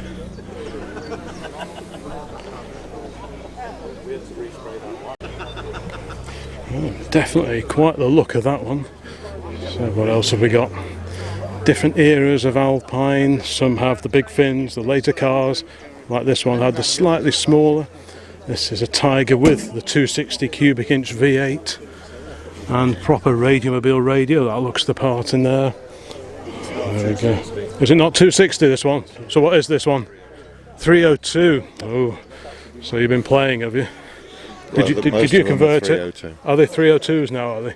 Well, right. Most people put 302s in them. Do they? Yeah, right. The original 260s were a bit agricultural. Were they? Because that's the engine they put in the first Cobra as well, wasn't it? The 260, yeah. So this is chassis 57. Is it? All right. Which was one of the early cars. So what year is this then? 64. Right. So by this point they'd gone to the smaller fins. Did they never did the Tiger with the based on the earlier Alpine, did they? On a Series 4. Got you. Wings. Right, got you. And you've had this a while, have you? Or? No. No? Well, I've just rebuilt it over the last 3 years. Oh, have you? Right. So it came back from the States. Most of them went to the States. Did they? Right, got you. In 1994. 8% of the production. Really? These days. All right. There's got a green one alongside. So what engine's in that one? Do you know what's in that? That one's got the original. So that's got the So that's got the factory spec factory fit 260. It is, yeah. Right. And you've got the 302. Physically, they look the same. Got you. So what else? What would that have been fitted in originally then? Was there like a mass-produced car that engine was stock The fitment block in? came out of a 71 Mustang. Right. So Got most of them went in Mustangs or Fairlanes, Galaxies, Right, all got Ford you. products. I see. Right. Obviously, you've in got a a- Ford engine. You got a great turnout here today, haven't you? Yeah, It's fantastic, isn't it? yeah. I was just looking at this one with a sort of the fixed roof on it. I wasn't quite sure what that was, but It's an Alpine that somebody's built a one-off. yeah, it does suit it. I think it's Yeah. it's a good-looking car. I think that is. That's beautiful. It's tasty, that is. Let's just have a quick look, see what other Alpines and Tigers are here today. Quite a few Tigers, in fact. Green example, lovely blue over here. Yeah, quite a compact engine, fits in there a treat. It's quite set back in the engine bay as well. If you can imagine, the centre of the wheels are sort of here. Much of the engine is rear of that point, so nice weight distribution. Yeah, lots and lots of different eras, and over on the end here is this real unusual one-off with the Sunbeam Rapier grille attached to it. And this has also been converted because, unlike all the others which have tilt forward bonnets, this one has been converted to be tilting back, i.e. hinged at the back, apparently someone was telling me. So this is quite a novel car. Someone took their standard Sunbeam Tiger and had a bit of fiddle with it and personalised it for their own interests and requirements. But yeah, quite novel to see a Rapier grille on the front of one of these. Great to see so many of these classic Sunbeams here today. Rightio, let's carry on along the row. We have an Aston Martin DB7 ooh, with some bits and pieces for sale. Anything we need. That switch panel there off something. Now, what's that off? I suspect A30, Austin A30 or A35 would be my guess for that one. That's a nice little grease gun there. Yeah, to Calumet. That's a beauty. That looked perfect in some of the vintage cars we've been looking at. Yours for £8. That seems like a bit of a billy bargain. And what's this? Look at this tyre pressure gauge. Oof, that's nice. Schrader. Not sure if you can see that. Schrader balloon tyre gauge. So proper 1920s, possibly even a little bit older than that. Look at that. Lovely brass and chrome. Yeah, that's a beauty. I like that. I'll have to see if any of the others have got any cash on them today, because that might come home with me. That. Yeah, a few other bits and bobs as well. Right, let's carry on. We have a variety of Bristols here. I've already seen that Zagato bodied Bristol. Now we are over in Jensen Alley. A whole gaggle of Interceptors. The Jensen Healey here with a Lotus twin cam. The CV8 will be familiar to regular on the channel. I've got a feeling we might see this at Turnhill Hall again this year. A very, very vivid green example there. Let's just have a look in. Oh, there's that 541. The 541R. I love how they've got this rotating panel on the front as well to alter your cooling. I think the last of the 541s, which was at the 541S, had a regular grille on it. And the vast majority that you see have that arrangement. But beautiful looking, really sleek looking car, I think these are. So 193 of this model produced. There you go. The Austin Straight 6 4-litre engine, twin SU carburetors. Later versions had triple SUs. Wonderful looking car, so sleek, so distinctive. This super wraparound back window as well. That's a really handsome son of a gun. IMO. Jensen Motors Limited, West Bromwich. And another mighty Interceptor here with its Chrysler V8 cooling in the sunshine. I have found the owner of the 541R, and he has just started following the channel, so big thanks for that. Right, so what's the backstory with this beauty here? Basically, my dad was in a band in the 60s called Sounds Incorporated, if you're into your music. I've heard of that. Toured with the Beatles, and they were signed by Brian Epstein. My dad's friend had one of these, so after they finished touring, he had a bit of tour money. So he spent all day looking for a car, a family car. We used to live down sort of southeast London, and he spent all day driving around, and he saw it in a showroom, and then went back the next day and bought it for like £625. So I was 5 years old when he brought it home, so it was our family car. And that was the family car? It was the family car. Obviously living down there, we used to go to France in it and holiday in it, and it came to me when he passed away. Got you, and it's been here ever since. But it's the original colours, Princess Grey and blue, that's how it came out of the factory. A blue roof suits it, doesn't it? It does actually look good. They painted about 4 in this colour scheme. Did they? Wow, so it's the big old Austin 4 litre engine, isn't it? Yeah, loads of torque, 4-speed overdrive. So it will sit at 70 and do about 2,000 revs. Yeah, so, I've always liked these. I know the owners of the CV8 up there. Yeah. I tried to buy a blue CV8 a few years ago. It was in a barn over in the northeast, but that didn't happen. But I do love these as well. I think they're fantastic. Thank you. Yeah. So is it it's fiberglass? Yeah, isn't it? the first one they made, it's in a museum in America, I believe. They made it out of aluminium, but because of the complex shape and I think getting materials, they decided to go down the fiberglass route. The doors are alley. Because the CV8 that had aluminium skin doors, didn't it? Yeah. It's all fiberglass, even the roof. Allegedly one of the first production cars to be made of fiberglass. Those look like Austin side lights on the top of the wings. Are they A35? Jensen's were a bit of a parts bin type car, so you can always get the parts pretty cheap on eBay if you just know what to look for. If you know what to look for. It's a cracker. It's a beauty, that is. Thank you very much.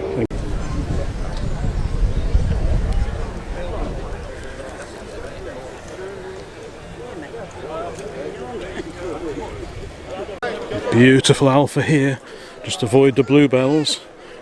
What a cracking GTV that is. All sorts of cars here under the tree on the raised area over the lawn by here. And there, just parked up, is that glorious Lamborghini. What an incredible car. Lambo 400 GT 2+2 because there's a couple of small seats in the back, but I'm not interested in that. I'm much more interested in the look of it. What a stunning looking car that is. Like I say, I had quite an extended look at this one at one of the Swettenham Arms meetings a few months ago now, but what an incredible car. The 2CV van has featured on the channel before. There's that glorious Ecuria Cos Jaguar E-Type, just parked here under the trees. Rolls-Royce over there. Here are those two Allards, the incredible Allards. Let's have a look under the bonnet of this polished aluminium job over here. Many of these Allards they used to have the old flathead Ford V8s. This has got a huge Cadillac engine in this one. What an incredible bit of kit that is. Sounded phenomenal when it came in. And it's all very civilised here up in the wooded area. There's the little Austin 10 Cambridge that came in. The Rover P4, the 110, the 6-cylinder car. There's a Mustang over the back there, a convertible Mustang. TR6. People are eating, it's making me feel peckish. And a Norton 850 Commando just parked here. I think we found where all those Corvettes were going, parked up here. In pole position with the hall in the background over there. What a great setting this is for a classic car event. All very civilised. All being well, Harley and I will be back here again in just a few weeks' time for the Young Timer show. So this is the sort of classic and vintage show. And then there's a Young Timer event for slightly later cars, although not much later, it has to be said. And that's in just 2 or 3 weeks' time, towards the end of the month, I think. Right, oh, there's all the Austin Healey's. We probably saw most of these coming in before. But they do look the part, all parked up here together.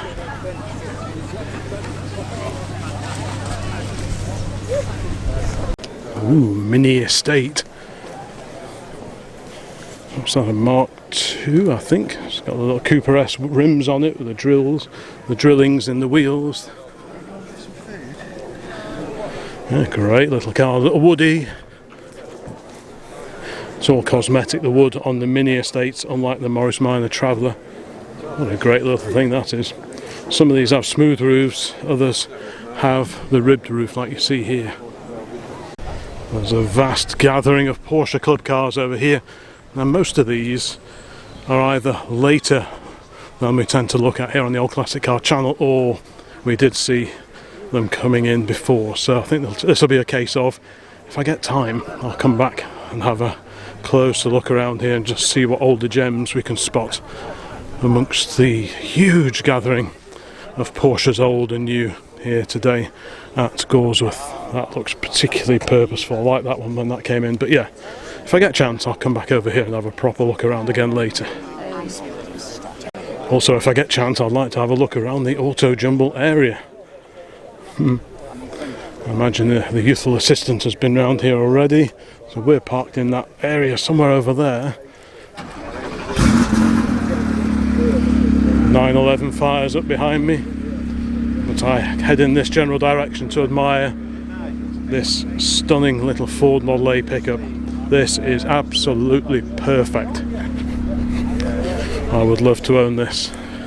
That is just perfect in every way. As long-termers to OCC will know, we used to have a Model AA truck, which is a slightly bigger version of this a few years back, but I've always really liked the idea of having one of these all-steel Ford Model A pickups. I think they look sensational, and especially when they're sort of oily rag, proper condition, proper old paint.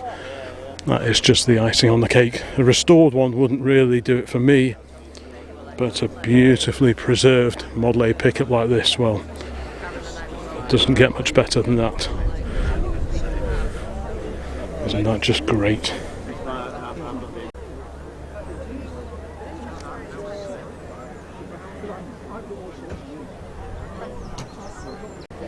£3 each, the paperweights, look.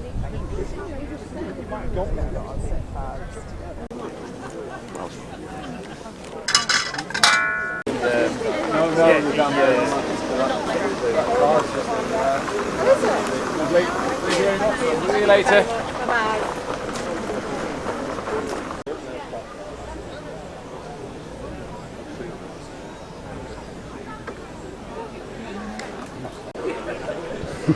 I think now is probably the time to start heading back towards the car, the field over there, and have a look around there and also grab a bite to eat. I'm seeing lots of people eating and drinking things, and yeah, it's kind of reminding me that my stomach is somewhat empty now. So we'll just cut down here and negotiate the banking, head past this MGTF. I can't see the youthful assistant anywhere, so maybe they're already back at the car, who knows. Yeah, super popular events, lots and lots of members of the public milling around amongst the owners of the fantastic cars here today, including this Model A coupe. So like I say, we're just looking at that wonderful Model A pickup a moment ago, and this will share the running gear with that super little pickup. This, I think, is a regular at this particular gathering. But yeah, so many wonderful cars everywhere you look, veteran, vintage and classic.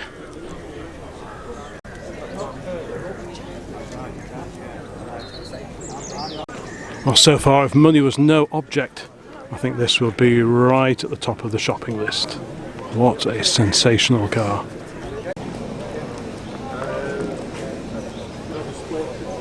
Ooh, late arrival alert. Beautiful little standard. I think it's a 10 Super Deluxe. If those strips down the side are anything to go by, I used to have one very similar to that with the stand drive 2-pedal transmission.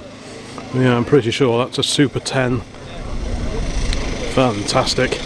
So unlike R8, this has luxuries like an opening boot lid. So all the mod cons with that lovely green beauty. There it goes, just over there.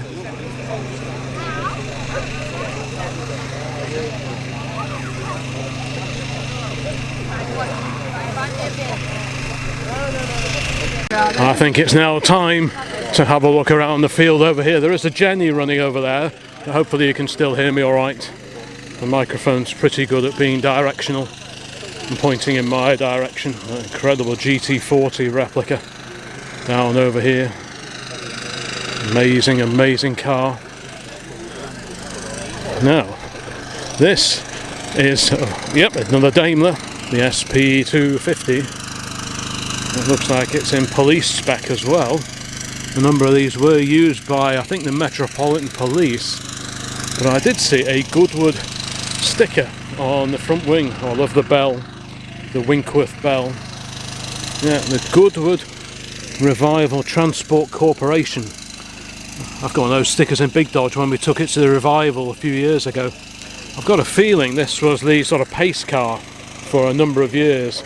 Certainly one of these was with the bell ding-a-linging on the front at the start of every race. I'm pretty sure that is the same car that we've seen at quite a few Goodwood Revivals. We're going back a little way now, but yeah, I'm sure that's where I've seen that before. Right, so we'll carry on along here. And an Austin A35. This is a little gem we have seen at Hopley House and the Middlewich Transport Festival. Hello. Series 1 E-Type Roadster. Well, I'm sure I felt one or two spits and spots of rain a moment ago, so... Nice red, isn't it? That is a lovely red, yeah. TVR Chimera. So we'll just have a general amble around. Ford Capri 2, a 2-litre S. So that's the second main version, I guess, of the Ford Capri, although the Mark 1 did go through a bit of a facelift. A Suzuki Cappuccino. The Amazon, did you like that? The Amazon, oh yes, a pale blue, yes, same colour as Grandad's that was. Identical. His was a two-door, the Amazon that he had was a two-door, but identical colour, same year as well. Got a Series 2, 2+2. Morning. Yeah. Morning. Well, morning, afternoon. I've got another 2+2 here as well. There's a classic XK engine. And over here we have a Series 3 XJ6. If you've been on the channel for a little while, you will have seen this one at the Off the Rails meeting that was for a time held at the Aqueduct Marina earlier this year. And we've got some footage of this part alongside our X308. Right, got a Ford Sierra here, a 5-door hatch. A nice, really, really tasty Mini Clubman here. And it's got the Clubman hubcaps, the correct Mini Clubman hubcaps, I remember those. Oh, it's a lovely one, that is. Proper, yeah, it is proper pressed metal reflective plates as well. I like that kind of thing, obviously. No, so what's it? 1975 Mini Clubman Blaze Orange and the 998cc engine. So a little transverse A series into there. There's the Herald 1360, an immaculate 66 MGB GT. So the GT, that was a Pininfarina update to the original 62 on MGB Roadster. So the roofline is slightly higher on the GT compared to the Roadster. So if you're in the habit of wearing a top hat, you may want to consider one of these beauties. Yes, it's a lovely car, isn't it? Of course, you've been doing some driving lessons in a car not dissimilar to this. Do you like that steering wheel, do you? Oh, right, yeah. Oh, yes, indeed. Hello. Hey. Seen your YouTube channel, watch all your videos. Do you? Yeah, I do, all right. Have you seen him learning to drive in the MGB? He's doing well. Yeah, he's getting the hang of it. So. And your little Fox as well. So. Yeah, flitting between the two. Yeah. You know, so. I don't see MGs on L plates all that often. So it's good fun. Yeah, it's a lovely MGB GT. Spot of rain in the air, so let's keep moving. Series 2 E-Type. Wow. Immaculate Morgan with some pretty hefty spoked chrome plated wheels on there. Look at this Land Rover ambulance. That is pretty groovy. That'll make a nice camper. What? Which is the most annoying comment that people keep making to me about Big Dodge. That would make a nice camper van. Yeah, that's great, that, isn't it? Probably the same with the owner of this. Yeah, yes. I apologise. Right, let's amble down here. Quite the assortment of cars here. Bright red Triumph Stag, Spitfire Mark IV here. These two came in together. Those cosmic alloy wheels. Does this take you back? It takes me back a little bit. Yep, cosmic. There we go. I thought they were Yeah, takes me back to Spitfire days with the roll cage. Camber at the back. So I used to have an alley bar cage in the back, roll bar like this, and you used to have to flick the seats forward and undo a couple of bolts, tilt the whole caboose forward just to clear the soft top frame. I remember that. Yeah. Negative camber at the back's crazy. Yeah, there's a fair bit of negative there, isn't there? Positive at the back, usually. It's negative when it's riding along, then if it's been jacked up at all, they go positive, and then gradually they sort of go back to negative camber. Yeah, neat to see that. A mate of mine had a Mark IV Spitfire. Okay, Morris Mini Minor here, nice early Morris example. 60 is cool. Is it a 60, is it? Yeah, beauty that is. Lovely colour. Got a 1960 replica text disc in the window, which looks just right. Nice small door handles, little slidey windows there. I like the little doof around there to stop you slopping fuel down your paint, rather. And the RAC running in label in the back window there, beneath the stick-on heated demister panel. We like that kind of accessory thing.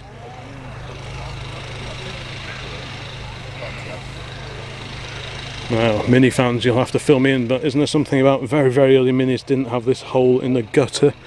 I've got some vague recollections about holes in gutters in early Minis, but you'll have to fill me in. Let me know in the comments what the story is with that. It's got a lovely period-looking set of bucket seats, and you can just see this being a very, very early Mini. It's got the floor starter button just over there. That's a feature of the very early Minis.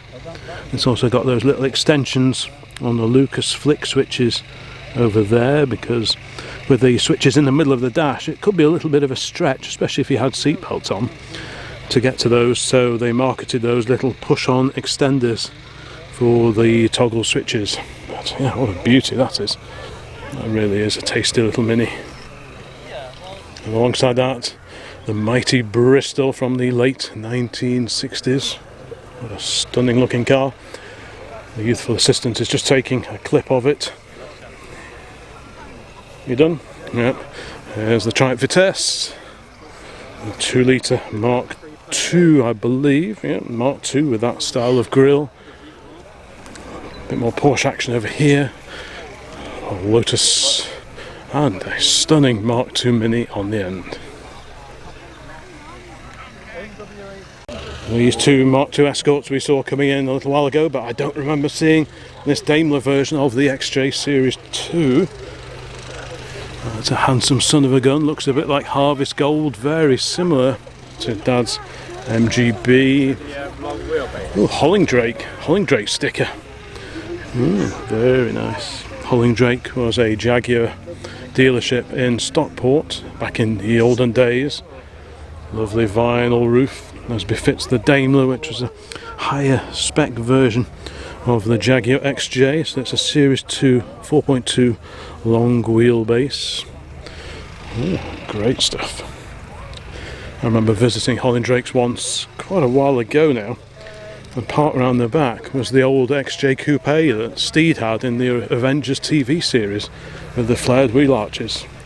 And it still had the bowler hat on the rear parcel shelf. Apparently it's still around somewhere. A lovely Lancia here. So what's this? I always forget. Is this a Flaminia? I'm not too well up. Yeah, could be. I'm not too well up on my old Lancias. Let's see if there's a clue around here. Just says Lancia 2000. Yep. I think it's a Flaminia, but I could be wrong. It's badged up 2000 HF, so we'll go with that. Yeah, super stylish car. I remember there was one of these was wedged in the barn next to the old Commer race car truck I rescued from Somerset some years ago now. In fact, I climbed on the I actually climbed on the roof of it to get a better look at the Commer. It was pretty rough. Right, let's carry on here on the fantastic, super original looking Ford Cortina Mark III. This reminds you of your. This reminds me of my youth. Yes. Yes. Great survivor car, that one. And alongside that's the standard Super 10, which came in not that long ago, about quarter of an hour, 20 minutes ago this one arrived. Yeah, it's definitely a 10. So this will have the 948cc version of standard SC or small car engine. Looks like super original paint as well. Lovely original paint, just how we like it. Yeah, great stuff. So yeah, very similar to our little 8. Our 8 is 1956, and this one is probably of similar age, I would have thought. Nice original plates on it. Yeah, it's a nice little car, isn't it? Great colour. Oh yes, the original plates, as Harley's just pointed out. So the proper registration, the proper plates, doesn't go there. Our Super 10. Yeah, these strips down the side were a sign of a Super 10. And yeah, luxury of luxuries, an opening boot lid. There's a beautiful vintage Sunbeam here, and look, the Oster screens, the extra screen for the rear seat passengers is just being installed. That's beautiful. Handy, actually. Yeah, beautiful car. Late 20s, possibly very beginning of the 1930s.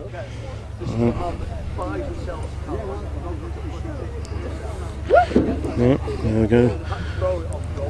The auto vac fuel system. So the vacuum from the inlet manifold draws the fuel up from the tank into this canister here, so it's drawn into there by vacuum, and then there's a gravity feed from here down this pipe here and into the carburettor. Yeah. There's that 993 Porsche leaving now, and I think Oh, right. that's absolutely awesome. It's coming on that road, haven't it? What, Porsche 993? Where's that? Oh, that's a nice collie. Right, oh, that 993, yeah, that's a bit tasty. So cool. That Yeah, colour. for a modern Porsche, that would be... Modern Porsche. Well, it's modern to me. 30 years old. Yeah, but it's modern to me. No, that is a beauty. TR6. So we've just got a part road to do here, so let's go down here. I'm joined by the youthful assistant still. Sunbeam Talbot Lotus. Beautiful car. Great, big, thumping, powerful Lotus engine under the bonnet there. It's slanted. Console Cortina, so it's nice early Ford Cortina. Early ones were badged up as console. This is a GT. So we've seen the Lotus version already over in the other field, and this is the GT, which was also a sporting offering from Dagenham. Alright, let's carry on down here. Another E-Type 2+2. This is a Series 2. 4 MGs down here, MGA, MGB, MGR V8, and a Roadster, MGA Roadster at the end. There's an old Humber there, I didn't see that. Oh yeah, there's a Humber Hawk over there. Okay, no, That's quite a... You're going to look at that, are you? Okay. Harley's off to look at the 50s Humber Hawk, which I don't remember seeing come in. So I'll carry on down this row here, and there's that great Hillman Super Minx. Is it? Oh, is it a Super Snipe, is it? Let's go and have a look. Apparently it's departing. Eh? Oh, it's not departing. Is it? Let's go and have a look. Let's get under this. Shouldn't do that. Right. Looks like that Humber is departing, so we'll just break ranks and head over here. It is heading off. Well, what a beauty that is. A Humber Super Snipe. Almost missed that one. Yeah, it looks really original, that one. Oh, here's that groovy Citroen Ami. Fantastic. Anyway, let's get back to the road that I was on, and then we will work our way this way in a relatively organised fashion. It's a lot easier climbing over the ticker tape than trying to get underneath it. I'll have to remember that. Right, so there's that great Super Minx. And look at this, an Audi 100 Coupe.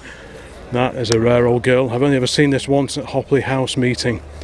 And that was a couple of years back now, something like that. That's super cool. So where's the Humber gone? Is it? It's just going out now, isn't it? Yeah, I see it. I love that, an old six-cylinder car with hard exhaust. Yeah, and this is a cool thing. Is it a 100 Coupe? Yeah, Audi 100 Coupe. This went to Hopley, but only the once we've seen it at Hopley House. Admittedly, we've not been to every Hopley House. Is it? Arrived half an hour. Did it? Oh, the vintage Sunbeam is departing over the back there. And there's a super little Triumph Herald. That's a 1200 from 1967, Welsh registered, I suspect. There's a Vet down here. Most of them were up on the club stand. A Ford Fiesta Mark 1 and S. So a sporty version. Sunbeam Rapier Fastback. That's a rare sight now. That was a contemporary of the Arrow series, Hillman Hunter and the Minx, and the Mark III Humber Scepter, that kind of thing. And look at this here, bonnet up, MGB GT V8. There's the mighty Buick derived power unit, tucked away neatly under the standard bonnet of the MGB. Capri 2.8i, circa 1986. XK, MGB GT, one of the limited edition cars, and a Roadster as well alongside, also a very late car. Got a 64 Austin Healey Sprite here, that's neat, but I'm particularly drawn to these wheel trims. Look at those, wow, I've not seen those before on one of these.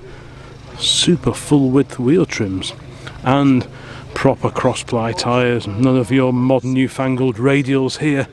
No, proper old cross-plies. We like that kind of thing. Yeah, we like that kind of detail. And there's a lovely interior as well. Oh, great little car that. Alongside that we have a very, very smart Morris Minor Traveller. Did you The see old that Woody. XK 120? I think it's based on an XJ or something. Yeah, I'm not sure about that XK. Yeah, it's got a 3-speed auto box out of a XJ. Is I it? think, if I remember. Oh right, yeah, I think it may be like an quite- Aristocat or something like that. I think it's got a Jag parts. I think Look it's at this XJ. Metro City here, how clean is that? I bet many of you watching this video remember learning to drive on something like that. Incredible. So this is a City, this is a fairly basic one, not even a passenger door mirror. Just a nice blanking plate where such luxuries will be found on the plusher versions. No windscreen wiper on the back either. So this is pretty basic in terms of Metro. The Metro hierarchy. This is fairly low down the ladder, but it's really cool to see it. You know, so often the performance versions of these regular cars get preserved first, the MGs and such like, but it is really cool to see the more base models. Yeah, it's going to be it's a really well preserved one. This is Cinnabar Red from 1984. 24,500. 24,500. It was always going to be low, wasn't it? Yeah, 4-speed manual box. It's probably still, really usable. Yeah, it's a good little car, isn't it? I always thought the design of these was really good, with acres of windows so you can really see out nicely. Sold one. Yeah, oh yeah, they sold plenty of them. And I reckon here, it's slightly orangey red. the Vauxhall Sports Hatch, the estate car version of the Droop Snoot Vauxhall Forenza. Bit of variety on the channel. Now it's time for a macaroon. Right, so let's carry on this amble around. TR6 there, and quite an unusual two-tone colour scheme. Bright yellow Triumph Spitfire Mark IV, and behind our Jag, which is just over there, a little Morris 1300. Nice and coconutty. Rightio, let's carry on. Over here, Triumph TR4. So what's that, 2088cc 4-cylinder engine. Do like these. That windscreen surround shared with the Mark 1 to Mark III Spitfire. And also, interesting fact, the mini-based Unipower GT also used the same windscreen assembly. Love the interiors in these early TRs. Really, really nice. I do like these. I think they're great looking cars. Here's that Alfa Romeo 155. This one gets used for, I think, time attack events, Alton Park and such like. There's a Capri there. The Daimler, the V8 250, the 2.5 litre Edward Turner V8 engine under the bonnet of that beauty. Edward Turner, quite a famous engineer. Also going back to the early days of the motorcycle. Oh, the Austin Cambridge. Where are all the big Farina? Well, I say big. These larger Farinas. You don't see them all that often out at the shows where you get to. Obviously the big BMC and BL day down at Gaydon. If you haven't seen that video yet, I heartily recommend that one from last year, 2024. There were loads of Farinas there. But at your regular classic car shows, you don't see too many of these. I used to have the immediate model before this. So that was the A55 Cambridge Mark II which had originally the 1489 B series engine. This has the 1622. Great, solid, dependable car. Beloved of banger races since the 1970s. And here's that open top BMW 2002. That's quite a rare sight. You don't see too many of those around. And look at that. It's got OCC. Spot on. And that beautiful Alfa Romeo alongside it. And there is the just over 2 litre engine in this TR4A. TR4A had the independent rear suspension, unlike the TR4. I'll carry on along here because a car I really want to look at. Ooh, hello. Someone's having a little rest. There's that lovely little Austin A30. Like I say, this is the AS3 version of the Austin A30. Slightly smaller grille compared to your regular A30s, and with this separate set of wings above the radiator. That's not something you see on most of the Austin A30s that you come across nowadays. This is a very rare car, this one. April 1953 in Sedgemoor Green. And as I pointed out earlier on, these early cars have the fuel filler on the rear wing there, on the back corner. Most A30s and A35s have the fuel filler cap on the back panel. I forget which side there or there, I can't remember which, but that's where the fuel filler was on these very, very early Austin A30s. And also a different, oops, I've just dropped half my macaroon, different dash panel as well. Off goes the Marcos.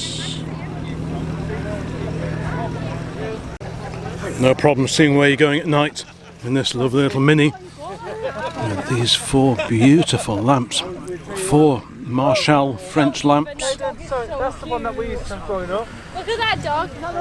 Probably doesn't do wonders for the cooling, but yeah, great setup on the front of this Morris Mini Cooper S. What a super little car that is. Alongside that, Porsche 924S and a Citroen Ami 6 with that incredible raked rear screen. These are pretty groovy. I do think these are neat. This one registered on a C plate, so that's 1965. What a great looking car, that is pretty bonkers. Similar running gear I think to a 2CV, possibly a slightly different size engine, but all kind of pretty similar. Air cooled. Well, that is a really funky car. Jaguar XK8 convertible there. Another Daimler V8 250, this one in white. The bonnet raised so we can see that compact 2.5 litre V8 engine in there. Lovely, lovely car. Very smooth. I think that engine's a fair bit lighter than the XK fitted to the Mark IIs, which actually mean these drive, by all accounts, very, very nicely indeed. Next to that, MGTF and a Lotus. Here's that lovely little Morris Minor MM. The MMs have these simple little strips down the centre of the bonnet, as opposed to the Moggy 1000s or the Series 2s, which have the bit that comes forward with a little M in. This one has got an A series engine in it. And I'm pretty sure this would have been an MM, as opposed to one of the early Series 2s, which still had the cheese grater grille. Let's have a quick look inside. Let's have a look at the dash. Yep, nice early dash. Lovely car. There's the little Panther Callista. I saw that one driving in, seems like a long time ago now. Here's the Piper. Pretty wild looking car. The Triumph Roadster over here, the huge long flowing front wings. Long bonnet. Quite a compact interior, I always think, in these.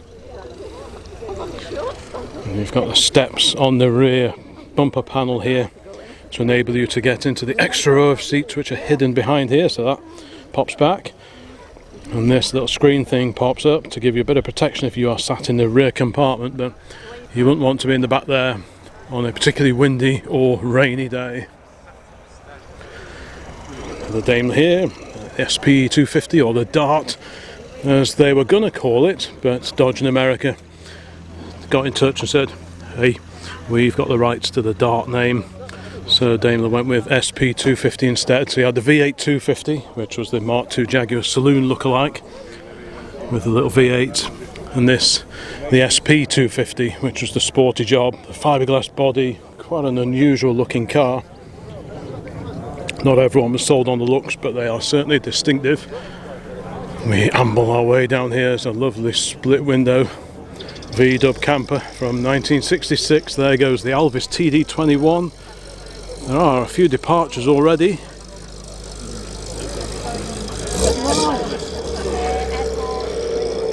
Looks like the MGB is going as well. Right. And we have a bay window V-dub alongside the splitty. Pretty rare Toyota Corolla here. Such as the variety of the cars that turn up to classic car events like this. This is probably one of the rarest cars here, to be honest, from the mid to late 1980s. The sort of car that used to be everywhere and you probably wouldn't give it a second look. But the thing that most impresses me about this car, as well as the condition, is that fine sticker I've just spotted on the rear window. Big thanks to the owner for helping prop up the merchandise store, link in the description. Like ourselves, this immaculate little imp get around a bit. We see this one at quite a few of the meetings that we get to throughout the course of a year. This is a little beauty.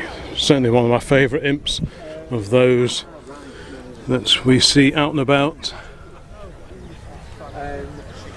Yeah, it's a lovely little car. And equally immaculate is this Beetle alongside. Let's just wend our way around here. And there's that Renault 16. Bit of classic Renault action. So we saw the Alpine A110 earlier on, and here we have a Renault 16, a classic French hatchback. Try not getting that gentleman's photographs, but yes, fantastic. Look at this. Yeah, that's pretty groovy. There used to be one of these. One of my great uncles lived in mid Wales. He was a bit of a recluse, and then like a bit of a lean-to on the side of his house. There was one of these for years. I think it was a late 60s example. Very burbly exhaust note on the Spridget here, the round wheel arch midget. Notice most of them you see have squared off rear arches, but this is one of the limited round arches, the RWAs. But anyway, back to the car in hand. And this is that great Renault 16. Not seen any 4CVs here today.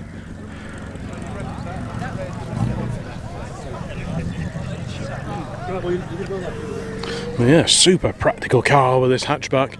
It's a 5-door, quite a narrow car in a way, but very elegant, very swish car. I do like this. I like quirky French cars, quirky Italian cars as well. But this one, the interior is beautiful. And again, as I comment so often, great view out, great visibility. No need for cameras and beeping things to tell you where to park and where to reverse. But yeah, lovely. Great little car. Yeah, certainly one of my favourites here today. Right, let's carry on past that fab little Renault. We've got MGC GT. That's a little green line up here. Morris Minor 2-door. Another Morris Minor 2-door here. Similar age, this one on an H. That one slightly later on a J. So that must be one of the very last saloons. We've got TR4A. You can always tell the 4As, they have these extra little lamps down the side, the strips, and these lamp clusters on the front wings. The 4 doesn't have that. Okay, another Spridget over here, the MG Midget. And we'll just keep ambling in this general direction. There are one or two gaps in the field. I think this chilly breeze is putting off some people from sitting around too long, but we will soldier on regardless. What do we have here? The Austin Mini Cooper, Mark 1 Mini Cooper. And based on the Mini, of course, we've got this, the Riley Elf. So yeah, slightly longer back wings, proper little boot lid on it. Very distinctive Riley grille. Under the bonnet, very similar indeed to your regular Mini. So transverse A-series engine, the 4-cylinder engine. Gearbox underneath the engine, shared the same oil. Of course, the A-series and the Morris Minor and the A35 was that way. So that engine was adapted and twisted and turned in so many different directions over the years. Another little Mini alongside that, and this great example here with the rally chopper on the roof. Certainly well packed in under there. So let's have a quick scoot up here. Jaguar Mark II 3.8. It's the daddy of the Mark II range. What a handsome machine that is. The Fiat Spider, the 124 Spider. Great car. An XJS convertible, very nice too. Bit of Capri 280 merch here, along with a Capri 280 alongside it. So these were pretty much the run-out models for the Ford Capri. V6 engine. There's the Trap Stag. Is that russet brown? I think it could be. We amble along here in the general direction of a Citroen 2CV with a big key on the back, just to wind it up, just to get a little extra propulsion from that tiny little air-cooled engine in the front. Yeah, very, very neat. This vehicle does not have all these things: power steering, electric windows, central locking, etc, etc. How did we manage before all those modern conveniences or inconveniences? Right, E-Type there, and there's this great little car based, you wouldn't believe that, on Triumph running gear. A super looking little car, the Reliant Scimitar GTE. It's one of the SE6 era of cars, and very similar to Grandad's. MG BGT on mini light style wheels, and looking very, very shiny indeed.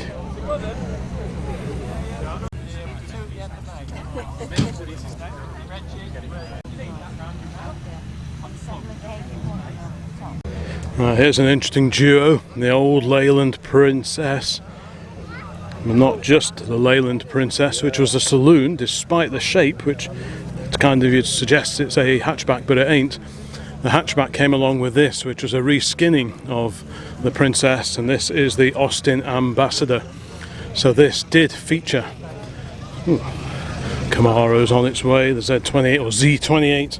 Well, this is the Austin Ambassador with opening hatch. Whereas the Princess that came before, it just had a boot lid and a fixed rear window. This is a 1700 HL, so this is sort of a mid-range car. Some of them was that the HLS, that kind of thing. Some of them had the trapezoidal headlights.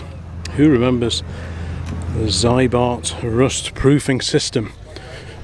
You can always tell when a car had been done with Zybart because you open the doors and there'll always be these little rubber bungs where they drilled holes and sprayed in the Zybart rust proofing mix. Off goes a vet. Yeah, great to see these two here together to allow comparisons between the Princess and the Ambassador that replaced it. And in fact, not just any Ambassador. I almost didn't see the all-important VP Van den Plas, so this was the market one. Oh, there goes that incredible Mark III Cortina.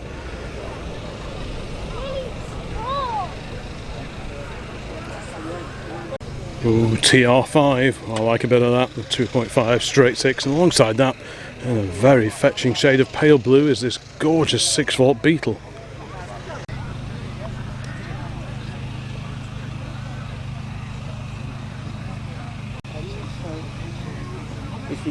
There's a note in distress, camper won't start.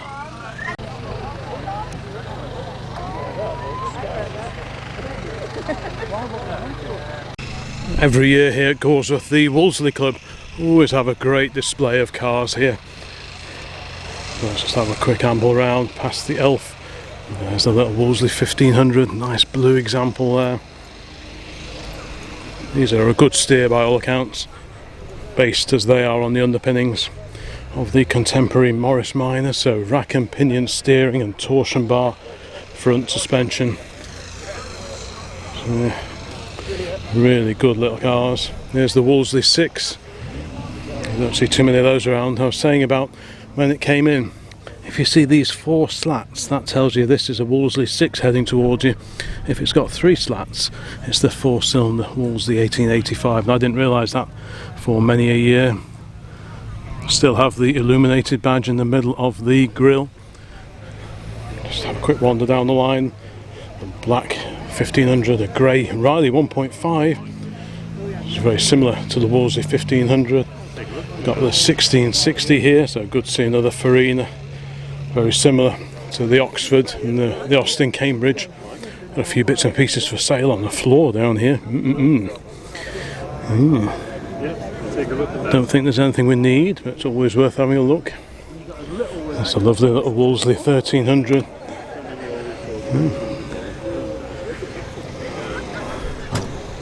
Quite an upmarket version this, with nice wood dash and Motorola radio, same as the one Dad had in his Amazon.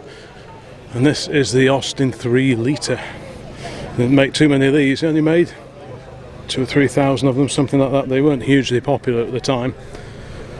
Certainly a very, very rare sight now. Saw a few of these again at that BMC and BL day down at Gaydon. That was a really interesting day out. So, like I say, check that video out if you like your old Austins, Morrises and Wolseleys, that kind of thing. Rare to see a 3 litre. And over here's that Wolseley that I saw coming in. It is a 12, right. I wasn't sure if it was a 12 or a 14, but they all look kind of similar. And I think this model was built either side of the Second World War. The body shell, I think, was based on like a contemporary Morris. If I'm wrong on that one, let me know in the comments. But I think I'm right in that. Right, I've got another little Wolseley here, complete with matching deck chairs in two-tone green. Now, let's carry along here. Looks like this is American Corner. And we have this gigantic Buick, incredible 1958 Buick. It's just... this must just stop the traffic everywhere you take it. Incredible. I dread to think what it would cost to restore one of these. Just sensational looking car. And what's this, a Ford LTD station wagon with the fake wood down the sides.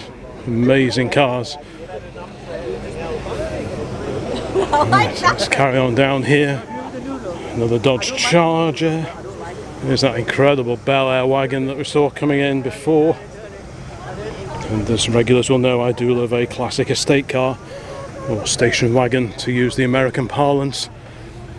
So Chevy's on the deck. I think it's a Chevy Apache. There's the Caddy Eldorado open top car, vast car. I can hear something. Off goes the Pontiac Trans Am. I'll just have a bit of a scoot along here because I see the shapely form of that Volvo PV. There's the T-Bird, but there is that Volvo PV 544 that I saw coming in before. And if you've been around OCC for any length of time, you'll know that I've had 2 of these PVs in the past. I had a PV 444, which was super early, and I had one of these as well, which was a 1964 car, a 544. And that follows on from a number of Amazons some years earlier. But these are great, I do love these. They look much older than they are. These were made well into the 1960s. But to look at the shape, you'd think you were looking at a 1940s Ford or similar. And I think that was the inspiration for the styling of the Volvo PVs back in the day, as it were. So this is a 544 Sport.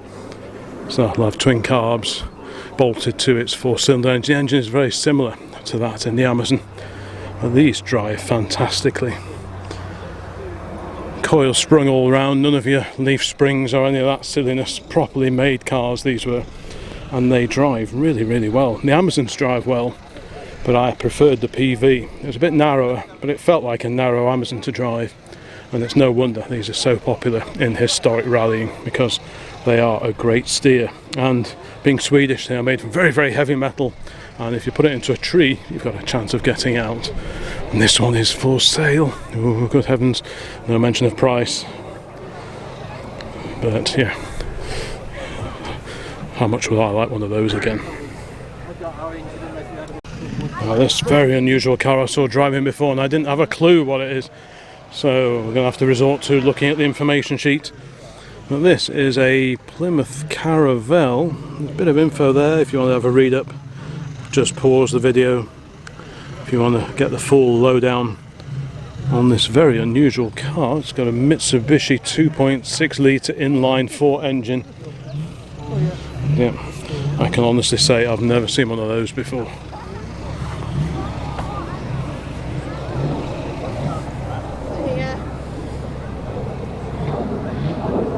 There's another GT6 over here. We didn't see this Mark III coming in before either. A 2 litre straight six. Some of these have the Rotaflex rear suspension lifted from the previous Mark II. But after a while, they actually ditched that and replaced it with a much simpler arrangement altogether. A pretty cool looking little car.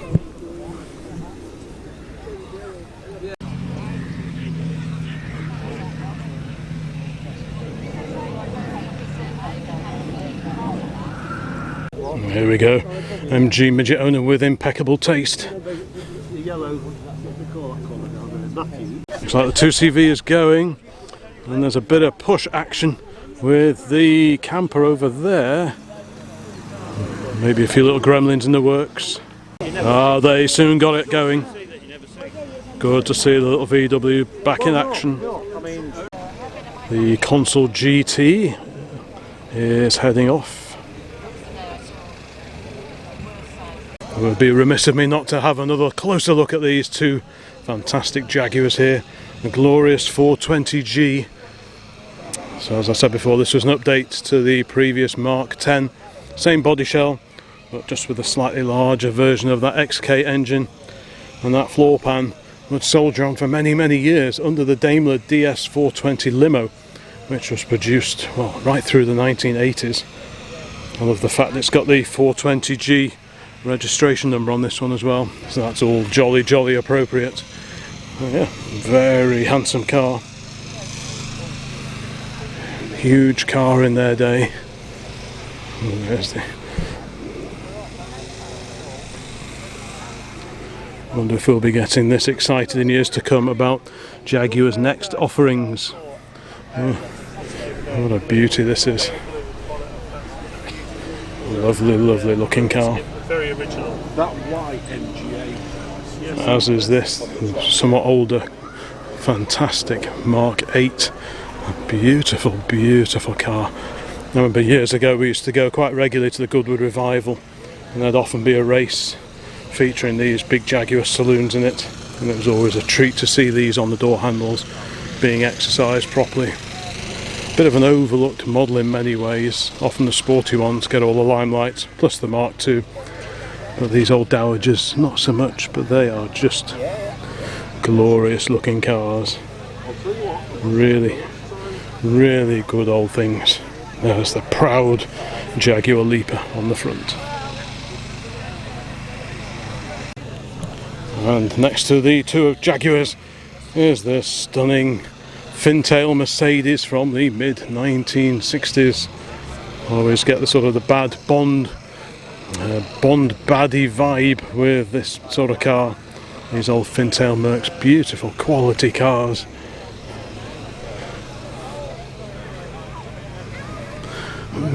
Just, yeah, great to see this. I was over at Thoresby Hall yesterday admiring the predecessor to this car, the so-called Ponton era of Mercedes-Benz saloon. And these Fintails were a whole lot more modern in design. I love the clap hand wipers. What a great car. Little fins as well. Of course, fins was all the rage throughout the 50s into the early 1960s, after which they kind of fell out of fashion a little bit, but this is an incredible car. Alongside that, we have the BMW 3.3 Li. So yes, this was the top of the tree for BMW's big four-door saloons. This was the E3 series. Very nice too. A mate of mine's dad had a 3-litre S in this shape, fjord blue. It's like a light metallic blue. That was in the early 1980s when the car was about 10 years old at the time, I think. Yeah, really handsome machines. Yeah, this is definitely one of the upmarket versions with the headlamp wipers on there as well. Yeah, great looking car, I think. So this was the four-door saloon to the E9 Coupe, the two-door coupe. These were sold alongside each other. And this has got some lovely Alpina alloy wheels on it as well. What a great understated looking car, and with the shark nose front that BMWs were famous for so long, with a slant forward edge of the bonnet. Just a great looking car. Yeah, really cool. And then we have the Rolls-Royce enthusiasts and the Bentley Club over the way here. This is a handsome son of a gun. I do like this era very, very much indeed. Just amble over this way. Look at this, another beautiful Derby era Bentley here. Cars don't get much more handsome than that with these glorious big lamps on the front. What a stunning bit of kit that is.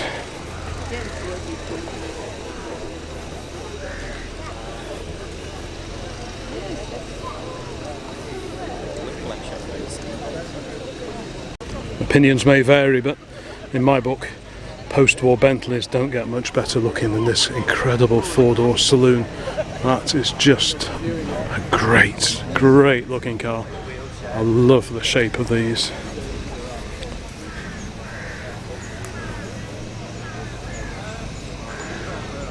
Yeah, that really is a proper car. Got a feeling these backlights are shared with, is it the Elvises or maybe even the Humber Hawk? Yeah. Stunning thing. I love the shape of the back wing here.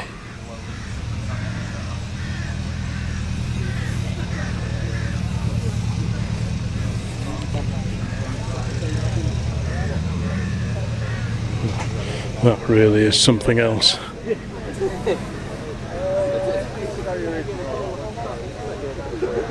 Here is that Silver Shadow 1, the December '69 tax disc in the window, and not in a totally dissimilar colour is this incredible 1934 Rolls-Royce 2025 Sedanca de Ville. Open top motoring, at least for the people in the forward compartment,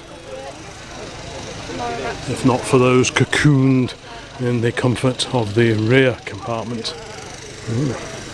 And you have the wind-up partition as well. What an amazing car.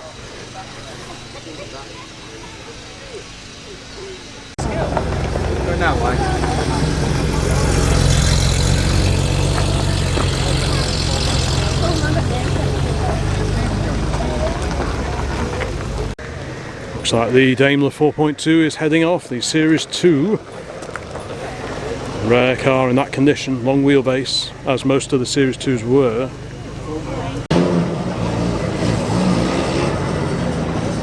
Ooh, over here there appears to be another Morris Minor. This one has popped up at one or two of the events that we get to.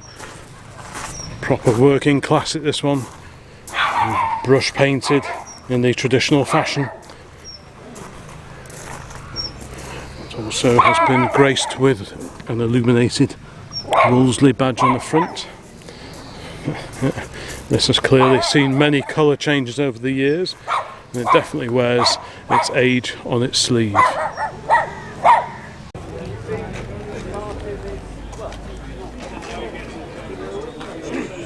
Well, the roof is now down on the 275 GTS, and well, I didn't think it could be possible, but it even looks better now than it did before.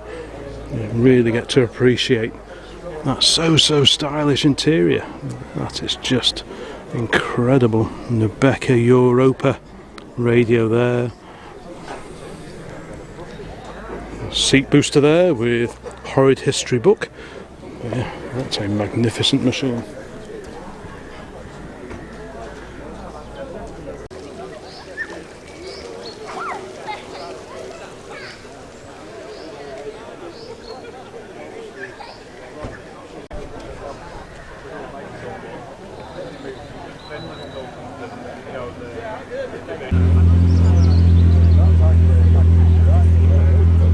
Looks like the little Austin 7 Ruby's going, fantastic.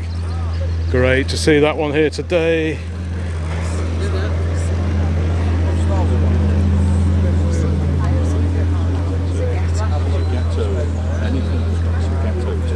Is that good?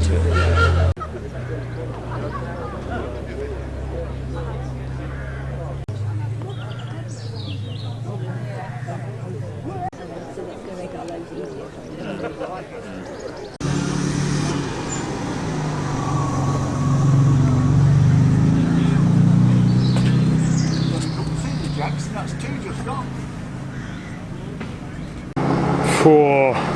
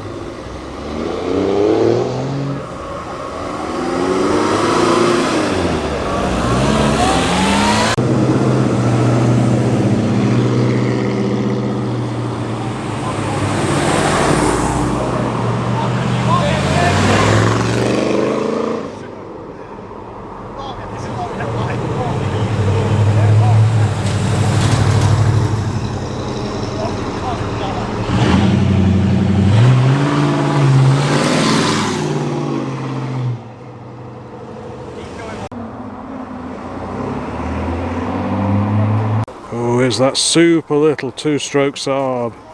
What a little cracker that is. Ding ding ding. Very smooth sounding. Corvette heads off behind me, but of interest to me is this super little Renault 16. Great to see. Fantastic. Such a rare car that now.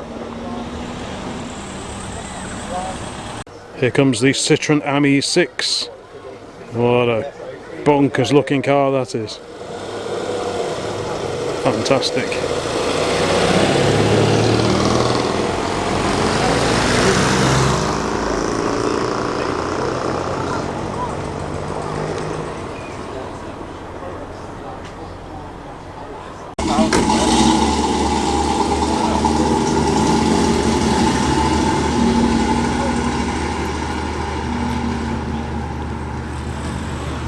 Well, there's that lovely pre-war single Le Mans. What a beauty.